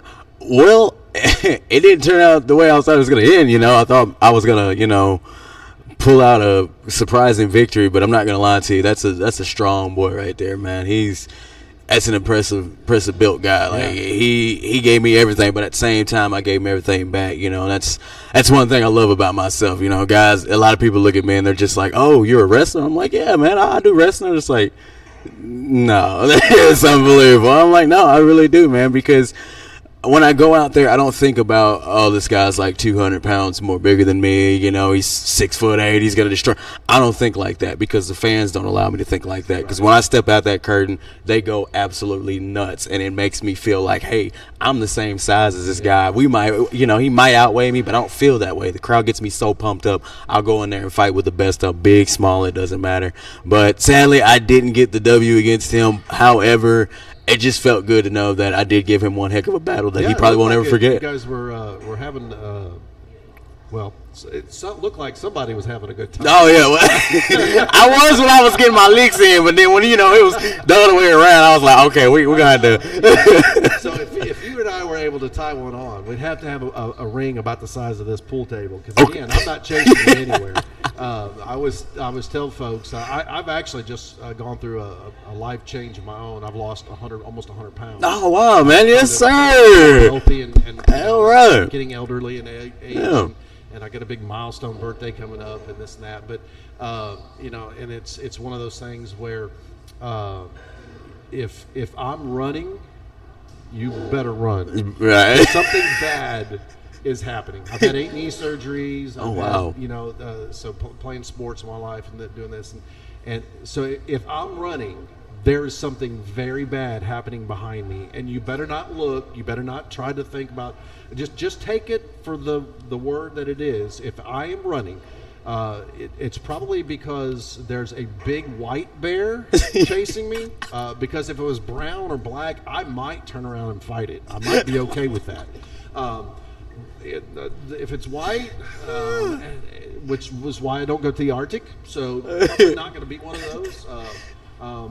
But there's something very bad happening if I'm running. So I'm not going to get into the ring and just kind of chase you all over the place. So that's why I would decline that match, unless the money's right. I don't know. Now if the money's right, then we'll talk a different story. We're talking about nil money earlier.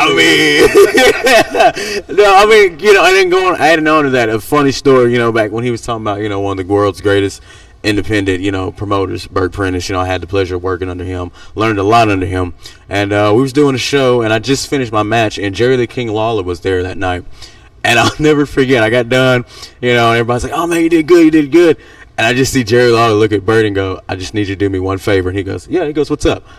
"I'm never gonna wrestle him. Do you see how fast he went?" "No, never in the world." And at first, I got him. I was like, "Oh," I was like, "The King doesn't want to go against me." Then I was like, "Oh, wait a minute." I kind of get that.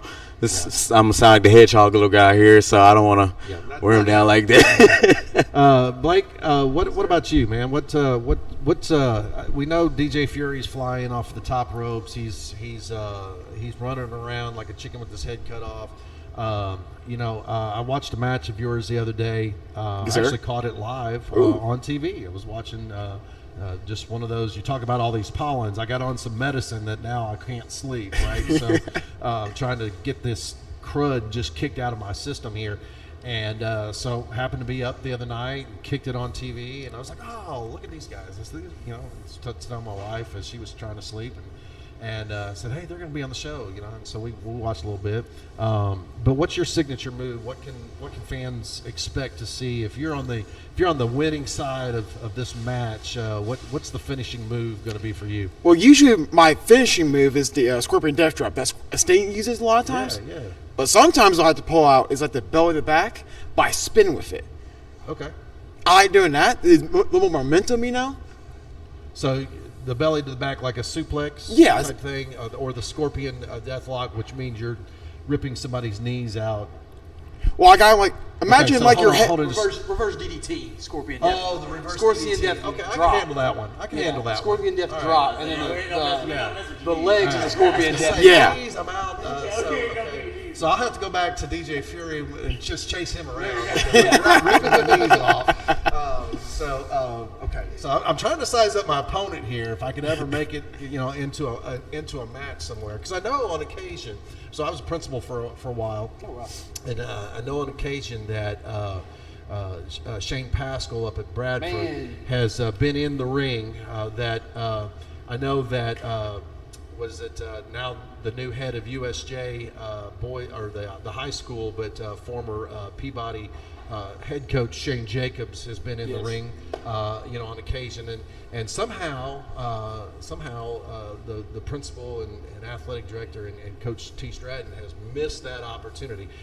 Not saying that I'm necessarily set against it or for it. I think obviously you're doing it for a good cause, and it's great for the kids to see their school leaders and things like that in the ring and do that. Yeah. But okay, so the reverse DDT, I think I'm okay with that one. I think I can handle that one. I got a big neck and big shoulders, and I think I could. I don't know. I might be able to wiggle my way out of that one. I mean, people have wiggled their way out of it, but once I get you in it, it's impactful. Right. Yeah. So you just sound like you want to hurt somebody. No, I mean. All right, so let me just scratch that one off. So I need to talk to this booking guy a little more. We'll find somebody a little less. I think they have some wrestling over at Slide and Ride occasionally that I might try to get into, man. That's a whole different organization than what we do. It is. They're much smaller individuals. Yeah. Way smaller. They're about.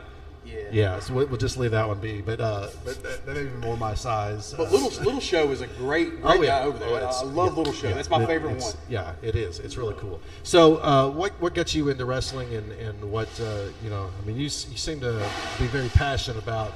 I like to think I'm passionate about it. The funny thing is, how I got into it is I used to watch Bam Bam, and maybe not DJ, but like Jerry and Danny too. Yeah. I'd watch them. My dad would take me to the wrestling shows. Okay. And Dad's like, "Hey, I know a place where you can train. Would you want to do this?" And I was thinking, okay, I could try it, see what happens. And at first, it hurt a lot. That's my fear, is that it's going to hurt a lot. But I found it to be really enjoyable, and I love it. It's awesome. Right.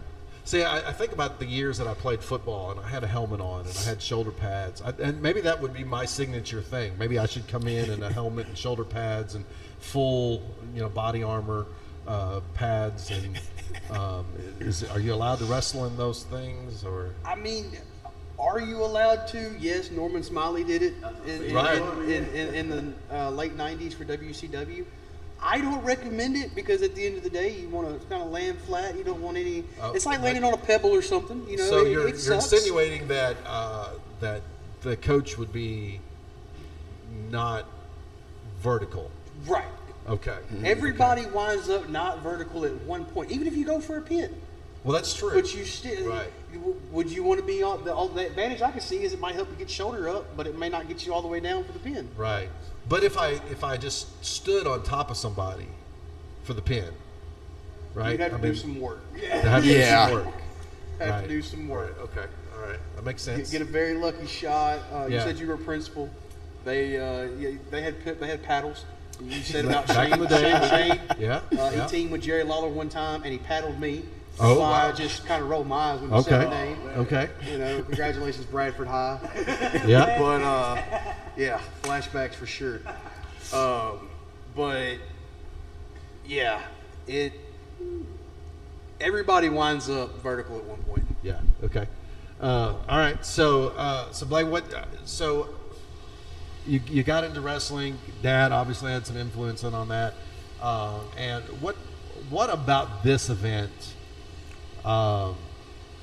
really drives what you guys do home? Well, I think having a sense of community is really impactful for me, because like Blondie said earlier, if the fans are there, I'm just another guy in spandex, right? So if I don't have wear spandex too? Well, I got pants, but they're made of spandex. Okay. All right. Okay. But I'm just some guy in black spandex pants, right? Right.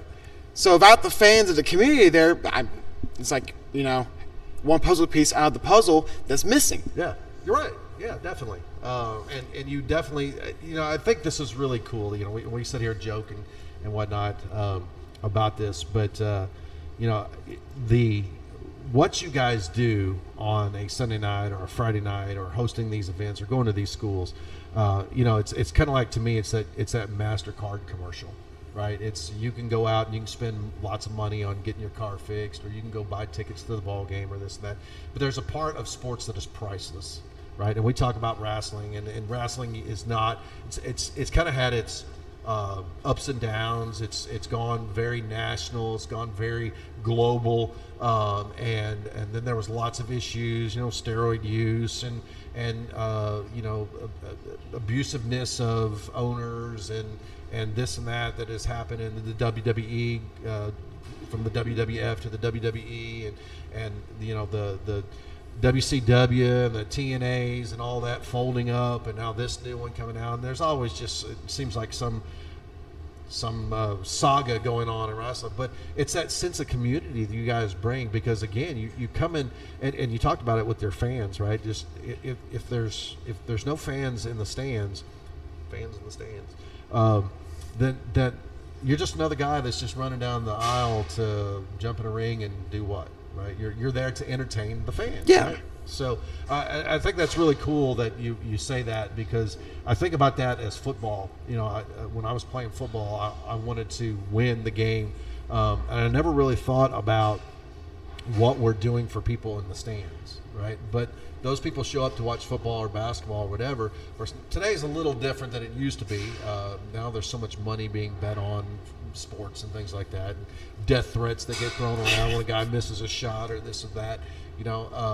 But I still think about wrestling as the sport that it's still there for that entertainment purpose, right? That entertainment value. And the beautiful part about wrestling that no other sport has, we don't have an off season. Right. We're 52 weeks a year. Yeah. So it allows us at any time in the year to do something for this. Typically now wouldn't be football, so you wouldn't have the flag football tournaments or the 7-on-7s, the community fundraiser type things that you normally would have to do something for Selmer. But you are able to do this with wrestling, or the basketball tournaments or everything else. But with us, if you don't have that level with, like I said, whatever sport it is, whatever time of the year it is, because everything lasts anywhere between 5 to 6 months. Mm-hmm. We're able to fill that gap, right? And that's what makes it great about us going into these schools. We're able to get in. If football season's going on Friday, then we're able to get in on Saturday and still raise money for the football team. Or we can get in on a Friday before a Saturday tournament to help raise money for that tournament at your local high school. Yeah. Or, like you said with here at Caddies, we're able to do your bachelor parties or your private parties or anything like that, your team building events that are allowing us to be straight up 365 days a year, 52 weeks. If you've got 16 by 16, we can put a ring there. We've got our own sound. We can make sure we raise these people money whenever we're called upon. Yeah. So Bam Bam, you think about that name. There used to be another guy named Bam Bam that wrestled back in the day in the WWE or WWF circuit, and then WCW a little bit, and that's Bam Bam Bigelow. So is that, do you pattern your character after him? So will we see some signature Bam Bam Bigelow moves? In a way, yes. So the name is actually from Brian Christopher. Oh, okay. He's the one that came up with the name. It was it came as a running joke at the time. I was a 20-year-old kid, and I shaved my head completely just because that's what we do in the summer around Tennessee, you know. And he goes, you know, you move like Bigelow, but you look like Bundy. And he just called me Bam Bam Bundy. And then you get to your first show. Now Bundy, what Bundy? King Kong Bundy. Oh, King Kong Bundy. King Kong Bundy. Okay. And the Bam Bam more. A lot of people say say Bigelow, but it originally came. It back in started coming to Bam Bam Gordy, Terry Gordy from the Fabulous Freebirds. Mm-hmm. But with Brian, the whole vision was you fit that name. Plus, it's easy for kids to say. Yeah. A lot of these kids, anywhere between 4 or 5 years old, can say clearly Bam Bam. Can even younger. That's an easy syllable thing. Yeah. There was also a gentleman in Selmer actually that has a speech issue, and from what his handler told me, they took 6 months to work on saying Bam Bam. Oh, wow. And pulled me off to the side. This is probably about a year ago, but pulled me off to the side for him to say Bam Bam and say his first real words in almost a year and a half.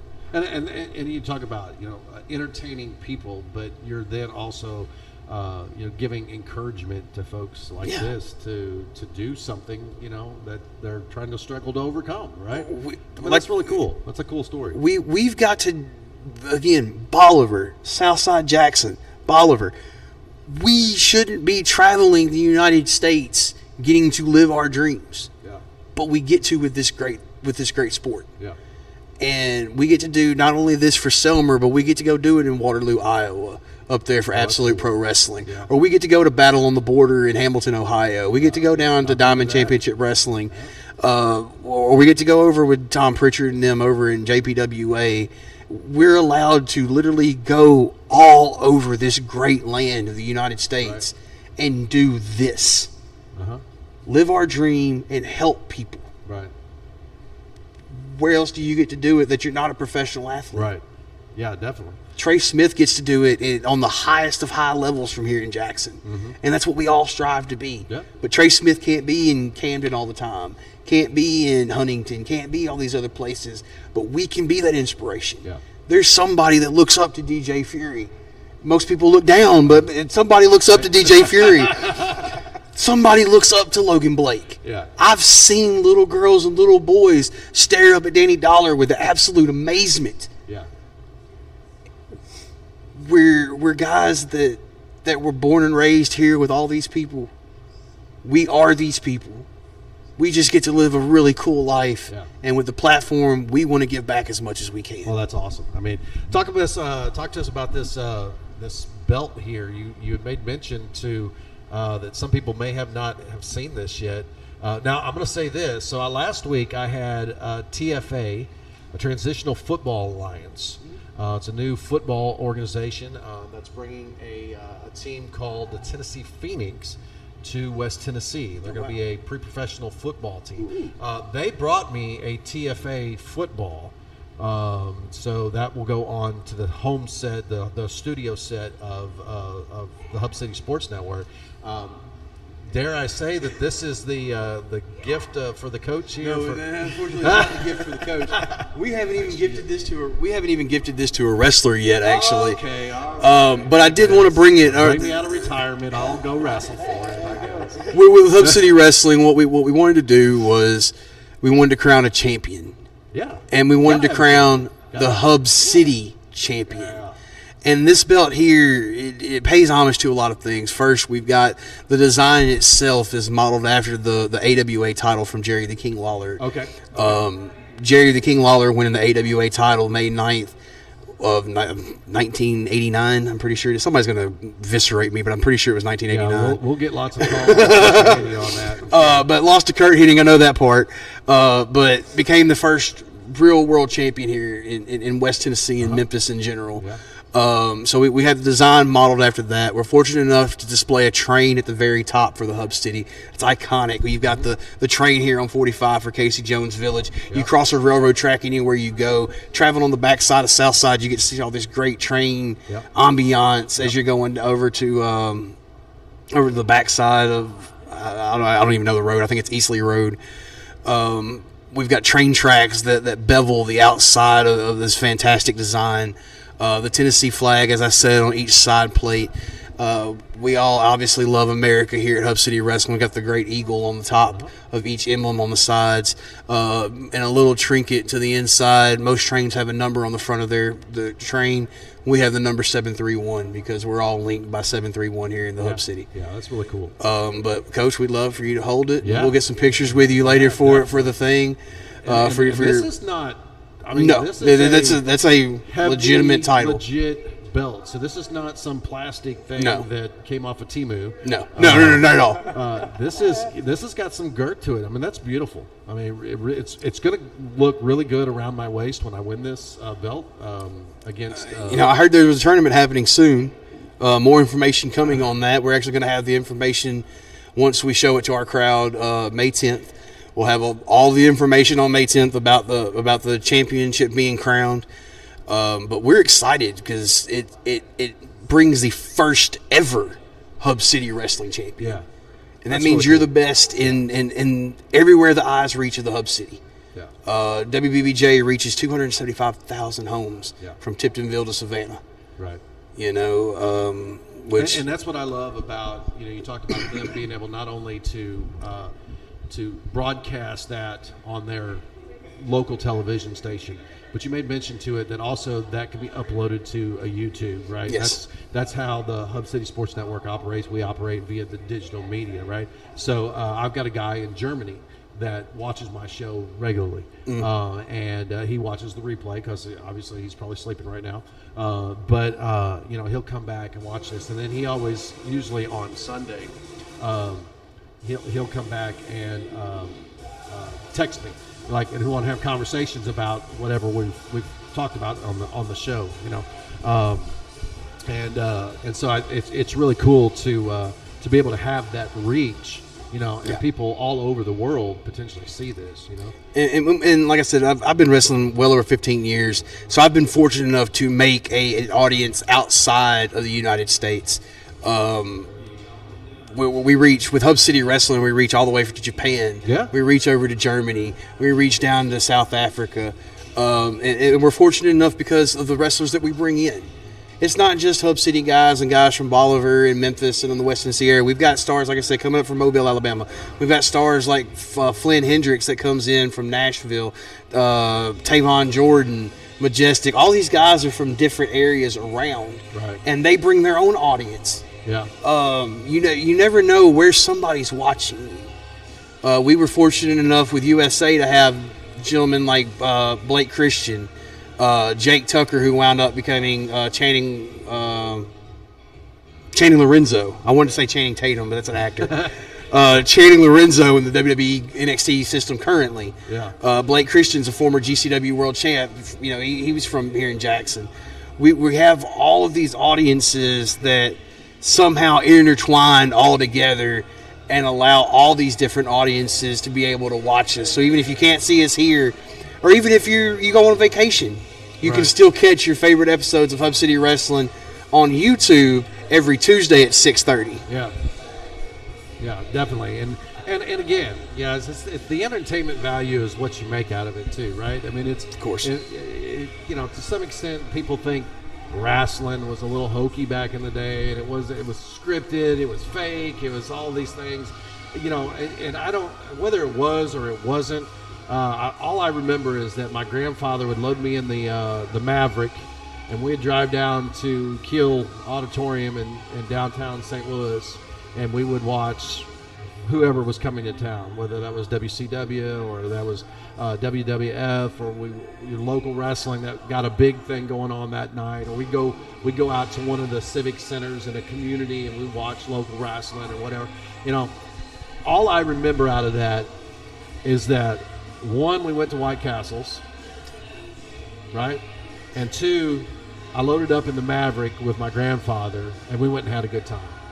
It didn't matter what it was. We could have gone down and watched Cardinal baseball for $5 in bleacher seats, or we could have potentially gone and watched the St. Louis Blues play some hockey, or we could have went and watched the Ambush play a little indoor soccer or something to that extent, or maybe even the Cardinals play football back in the day when they were there.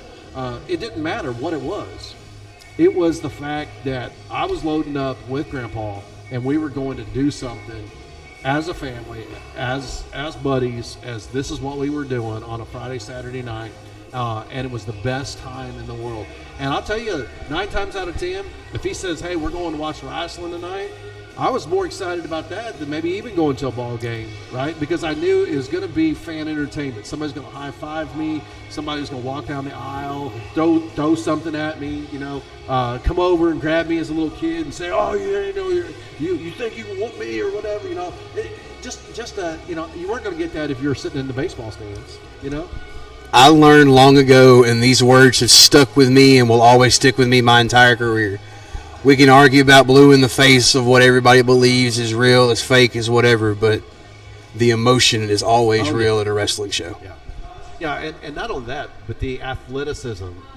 You think about guys that are definitely in shape, but you look at these professional, and I'm not saying that what you guys are doing aren't professional, but you look at the professional videos like the WWF, the WC. These guys are ripped. You don't get that way just overnight. You got to put a lot of hard work into it, and the athleticism. I've been in a ring and I run rope to rope as a football player. It's a different form. It's like, man, this is a little more harder work than it is for me just to run 10 yards on a football field, right? I mean, it's all of a sudden you lean up against one of those ropes and you're like, wow, wait a minute, why is my rib hurting? Well, I just yanked myself up against that rope. So it's just one of those things. And I've had former football buddies that had made appearances on things like that. They're like, dude, that was way harder than I anticipated it being, and I didn't even have to do anything. I just went in there and got my butt kicked, and but it was a lot harder than I expected it. And so the athleticism and the training that you guys put into it, it's no different than anybody else training for any other job. You guys are to be peak at top of your performance. You have to be trained. You have to be vetted. You have to be in shape. Whether that in shape looks like you're not in shape or not, you're in shape to do what you're doing.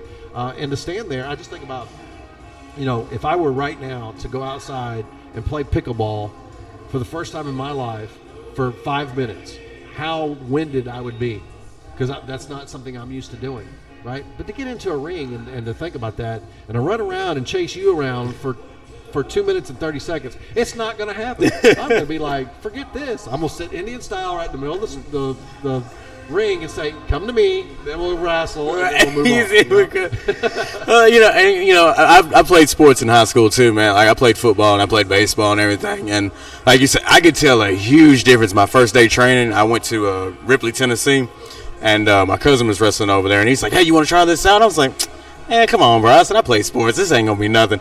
I ran the ropes for the first time, like you said, and I'm telling you, I was like, oh my gosh, it's a whole different, thing in there, man. Like, you have to, if you're going to do something like this, you're going to have to dedicate yourself to, staying in shape and, pushing yourself and don't get butt hurt, because I know a lot of people get butt hurt when they, criticism from the older guys. Take that criticism to heart, especially if it's going to get you farther in this business. Like, Bam Bam's not shy to tell me something. If I'll tell him quick, like, hey, man, something I need to work on or whatever, and he's quick to tell me, and I respect that, because to me that's helped me grow as a performer and as a person in the business, because I'm not a perfect person. I don't see myself as a perfect athlete. I know there's a lot of stuff I can work on, there's a lot of stuff I need to work on, but to have a great support system like Logan and Bam Bam, the rest of the guys over at Hub City, it's always constantly pushing you to do better with yourself. It makes it that much easier to go in there and have fun, and you don't really think about nearly passing out or about to run out of breath, but more like, hey, I've gotten this far. Look how far I've gotten. It's so much fun. The fans are into it. They're loving it. So, it's just another day in the office for us when we get in there, man. Yeah, and it's really cool to say that's my office, right? Yeah. Oh yeah. I go to a classroom every day, and I teach, and I love what I do. Don't get me wrong. But if I could choose that or play football till I'm 50. I would have chosen to play football because that was an office that was really cool to go to every day, right? Go work out a little bit, go get your drills in, whatnot, and then every Sunday or Saturday or whatever you're playing, on Thursday, whatever it is, you're playing a game. You know, I mean, that's really cool. That's a cool office. But in the grand scheme of things, you know, we all have our offices, but it's not everybody can say that's the office you all go to. Oh, yeah. It's really cool. So one more time, let's get out the information about Rockin' the Rebuild. Guys, if you're just tuning in or you're rewatching this, Rockin' the Rebuild is a benefit that is benefiting those storm victims from the tornadoes that hit Selmer, Tennessee. Devastation, I mean, just complete devastation. So we've already talked about that a little bit. The things that we got some friends that were with Salvation Army that were in there the next day or two and taking water and food and whatnot. Just the things, and not only the tornadoes, but then all of a sudden we got 28,000 inches of rain that started flooding everything in the back group. You know, so I mean, it was ridiculous the weather patterns that came through. So Rockin' the Rebuild is a benefit for Selmer, Tennessee. Bam Bam, take us through when that's going to take place, how people can get tickets, where they can call, websites, Facebooks, all of that kind of stuff. Rockin' the Rebuild with former WWE superstar Heath Slater takes place May 10th, Saturday, May 10th. Doors will open at 6 o'clock. Bell time will be 7:30. This event is donation based. You get your tickets at the door. Please come give what you can to help Selmer rebuild. Everything that we've got, from t-shirt profits to the door, every bit of the doors go into this. Everything we can to give back to these people to rebuild. Doors open at 6. Bell time 7:30. We promise to get you back home at a decent time. 4 weeks of television. If you've got any questions, please call our hotline at 731-518-7976. Follow Hub City Wrestling. Check our link tree at linktr.ee/Hub City Wrestling. Coach T, thank you so much for having us on, man. Hey, thank you guys for coming in. I know, sometimes people live out of the Jackson area. It's a little bit of a drive for them, but we want this platform is about community engagement. It's really about promoting our kids, and I know you guys necessarily aren't kids in the school systems anymore, but you once were, and now you're doing really good things as adults for our community. So we want to definitely do that. Make sure you tag us in your social media, please, on these events, so we can help spread that word in our communities about this.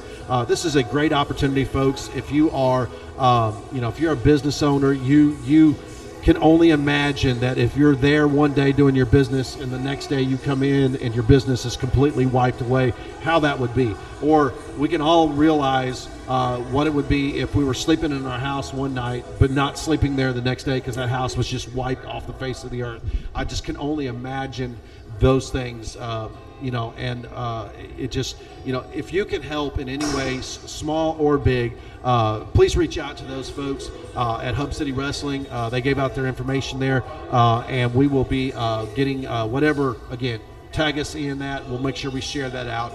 This is a great event, Rockin' the Rebuild for Selmer, Tennessee. We got pro WWF, former WWE superstar, former WWE superstar Heath Slater, and who knows, man? You might see Coach T come hit somebody with a chair at this point. I think we have. So I also work with a soccer team, and I think we have a soccer match that night. But I am really. You never know. Listen, man, we got shows once a month. Right. You can come hit somebody anytime you want to, as long as it's not me. Okay. So I can hit somebody with a chair and run, is what you're saying. You can, but you might want to make sure you get a good lick, because this guy's fast, man. Yeah. Like I said, if I can leave this lasting thing, please come help Selmer rebuild. Please come see this guy. He's going to make sure you wave your hands in the air. He's going to make sure you have a great time. Somebody's getting a Scorpion Death Drop. This guy right here, he's going to be high flying, running all around like Sonic the Hedgehog, like a chicken with his head cut off. I'm going to be hitting somebody. I'm going to hit him with a clothesline. I'm going to chop him. I'm going to do something. But please come out and celebrate rebuilding Selmer. Come forget devastation for a night. Let us entertain you, take you away from reality, and let's bring a community back together stronger than ever. Definitely. And you notice, fellas, that I didn't even mention trying to go up against him. Right? that never came out. That's a big old boy.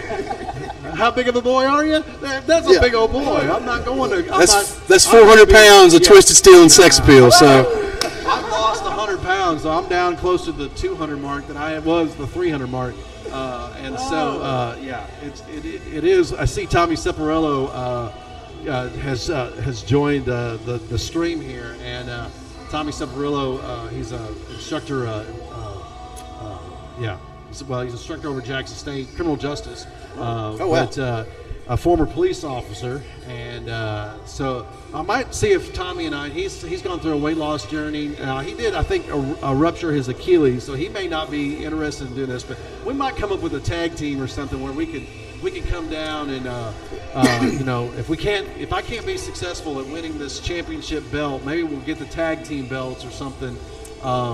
And let's say this, and I know we'll kind of wrap things up with this, but I have a foundation that supports sports for students with kids with disabilities, kids from poverty levels, and then also to bring equity and equality in girls' sports. I know we're all guys sitting here talking about sports, but there's still two different levels in sports, one for men and one for females. And so we tried to bring some equality for girls to do that. We have flag football now here in West Tennessee for girls. So it's a girl-only sport. It's really cool. And so you can catch that on the Hub City Sports Network occasionally. That season's almost over with, but it's really cool to have those things for girls now. In saying that and keeping true to my foundation's word, there's going to have to be a girl that appears on, for sure, at some point on the Hub City wrestling circuit there. And I think we might actually have a couple here at Caddies that maybe interested in that. I'm just saying, man. This Caddies looks like the perfect spot. It looks like it's got a 16 by 16 space, and I've got a ring I think would fit absolutely perfect right there. We'll just move the tables off to the side.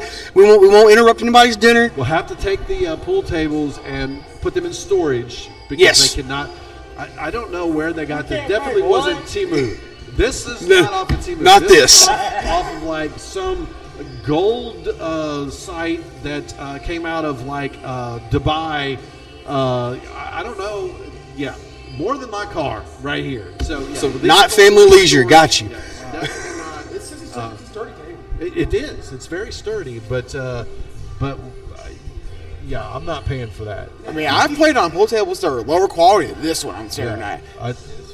Play on them is one thing, but go through them is another. Yeah, I think you can go through this table. I think it might go for you. Might break your back or something. Oh yeah, it's gonna break something. Definitely. Guys, thanks for coming in this morning. And again, folks, I know we joke around and we laugh, and that's the spice of life is laughter, right? It's the best medicine, and we need to be able to do that. But this is a great cause, rocking the rebuild for Selmer. Make sure you go out May 10th. Doors open at 6 p.m. 7:30 bell time. And support these guys not only in this event, but then go out and the next time they're somewhere near you. Make sure you support those events because you're not only just supporting these guys, but you're probably supporting something local within that community that they're raising money for. Because a lot of times that's what you're doing is doing fundraising events for local schools, community organizations, this and that. And so who knows? Maybe with the Hub City Sports Network, we'll try to get a Hub City partnership here and do something once a year, a fundraiser for somebody here in Jackson. And we can rotate that each year to somebody. I'll talk to the school system now has the Oman Arena. They own the Oman Arena. That's under renovation along with the new football field that's going in next door. I'm very familiar with Dr. Catlett. He has already told us as soon as we get that renovation open, we do have something planned for the Jackson school system. That's really cool. And we're super excited to make sure that happens. As soon as we get through the renovation, Dr. Catlett knows that we're getting right on in there. Awesome. And maybe we can be a part of that with Hub City Sports Network as well. And like I said, if not, maybe we'll try something else. We'll find a downtime when something's not going in and help some of our community partners out and things like that. We'll figure out something, even if we have to have it outdoors and we got tents. Yeah. We'll figure something out, guys. I wrestled in the arena before. Ain't that bad?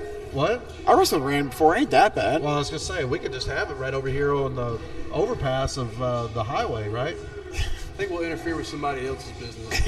and I definitely don't want to be going over the ropes on the edge of the highway, right? So, all right.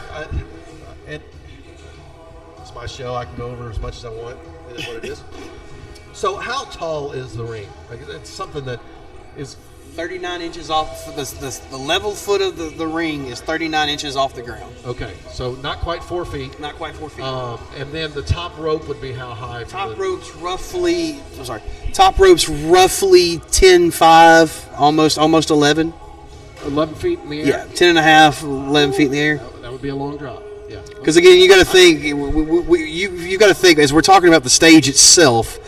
I've still got to have another 5 feet or so to the top rope because I've got to be able to hit the rope square across our entire body. Okay. Or if you're a DJ, you got to make sure that you at least duck your head when you go. Right. Rey Mysterio the ropes or something. Yeah. But Makes sense. we also had to make sure our ring is very safe. It's brand new, lovely ring from Monsters Rings and Cages up in Kentucky.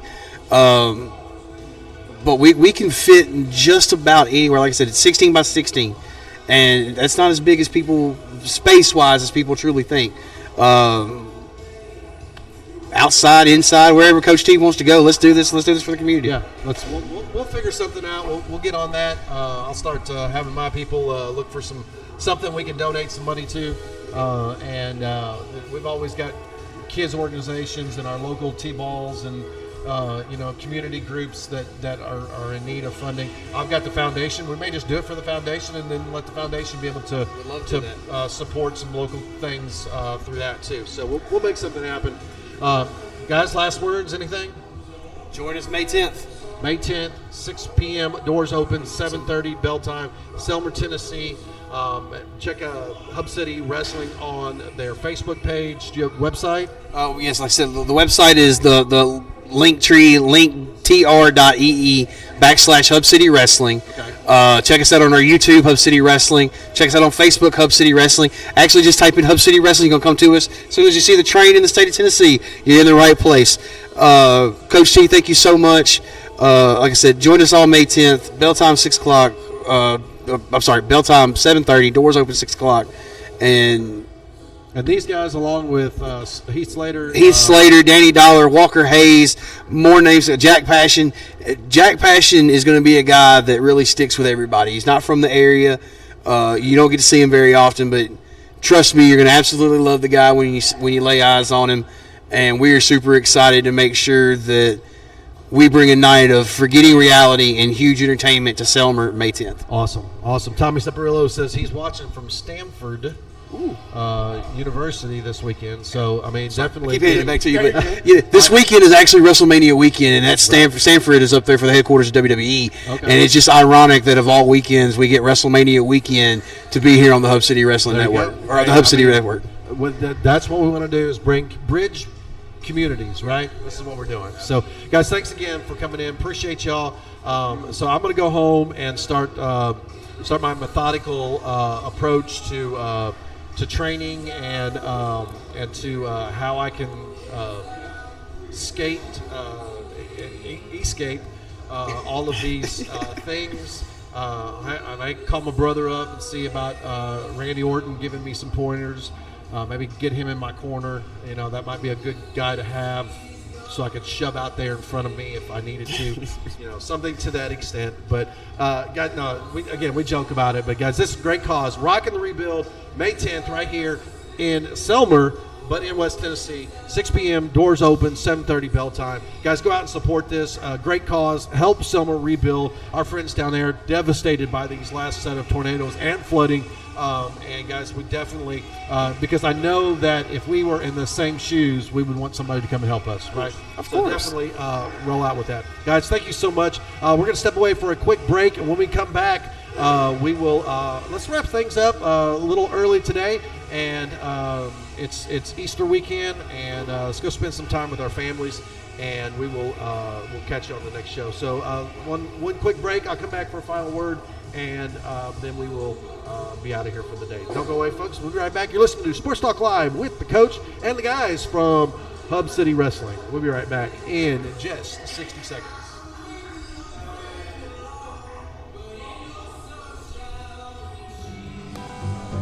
Planning your financial future can be a daunting task. With all the things you want to achieve, how do you prepare so your money will go the distance? Here's some advice that may help. Why not talk to your local Woodman Life representative? They can answer all your questions, and together you can fill out a free needs analysis to help identify your short and long-term financial goals. Our representative can then recommend insurance and annuity solutions to help make your financial future safe and secure, so that all those things you want to achieve remain firmly in your sights. Hi, I'm Kelly Bonifer, your local Woodman Life representative. Did you know that the life insurance you have through work may not be there for you if you change jobs? Call me at 731-423-4784 to discuss your options for protecting your family's financial future. Woodman of the World Life Insurance Society of Omaha, Nebraska. Woodman Life, standing strong for generations.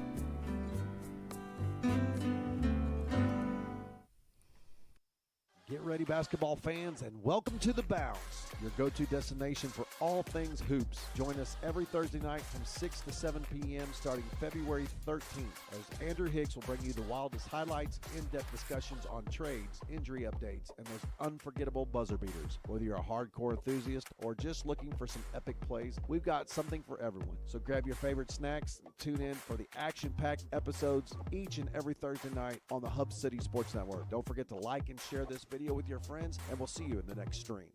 As the road you travel changes, so can your insurance needs. Talking with Farmers Insurance agent Jeremy Chandler can help you assess whether you're ready for the journey ahead. There's a reason the Jeremy Chandler Agency was voted Best Insurance Agency in VIP Magazine's Best in Jackson 2024. Give Jeremy a call today at 731-FARMERS and find out why. That's Jeremy Chandler at 731-327-6377 or contact him at 731farmers.com.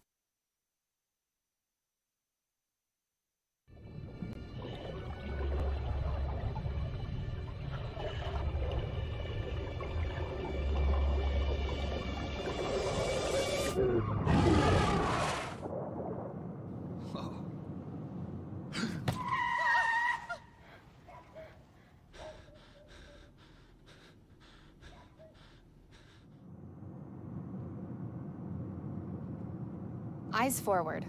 Don't drive distracted. Emma, did you hear? Todd's in the hospital.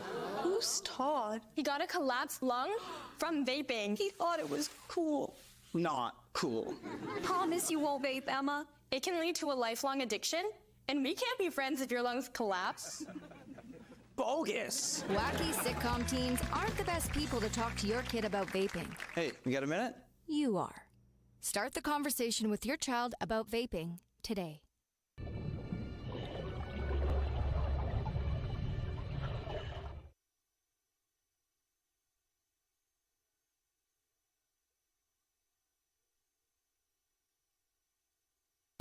Hey guys, welcome back. Sports Talk Live with the coach. That's me, Coach C. Stratton. We've had a great show this morning. It is Easter weekend. We're going to cut things just a little bit short. We thank everyone tuning in today and watching the show. I mean, we just cannot thank you enough. Make sure that you go check out the Hub City Wrestling and make sure that you check them out and help support this great cause, Rocking the Rebuild with Hub City Wrestling for Selmer, Tennessee, and those folks. So again, you cannot ask for a better cause to help support. So guys, go check out some NBA action this weekend. Playoffs start on Sunday. Memphis Grizzlies taking on the number 1 seed in OKC. We got the Volvo China Open going on in PGA action. We've got the RBC Classic. We've got all kinds of things going on there as well. And then you got baseball in the house, as well as just a myriad of other sports. Catch the Jackson Tee and Boom, not today, but next Saturday, right here in action. I think against Bowling Green FC, but you can catch the Jackson Boom, and that is a $10 ticket as well. So, guys, for all of us right here at the Hub City Sports Network, Coach T. Stratton, Sports Talk Live, thanks for tuning in today, and God bless, and we will catch you in the next stream.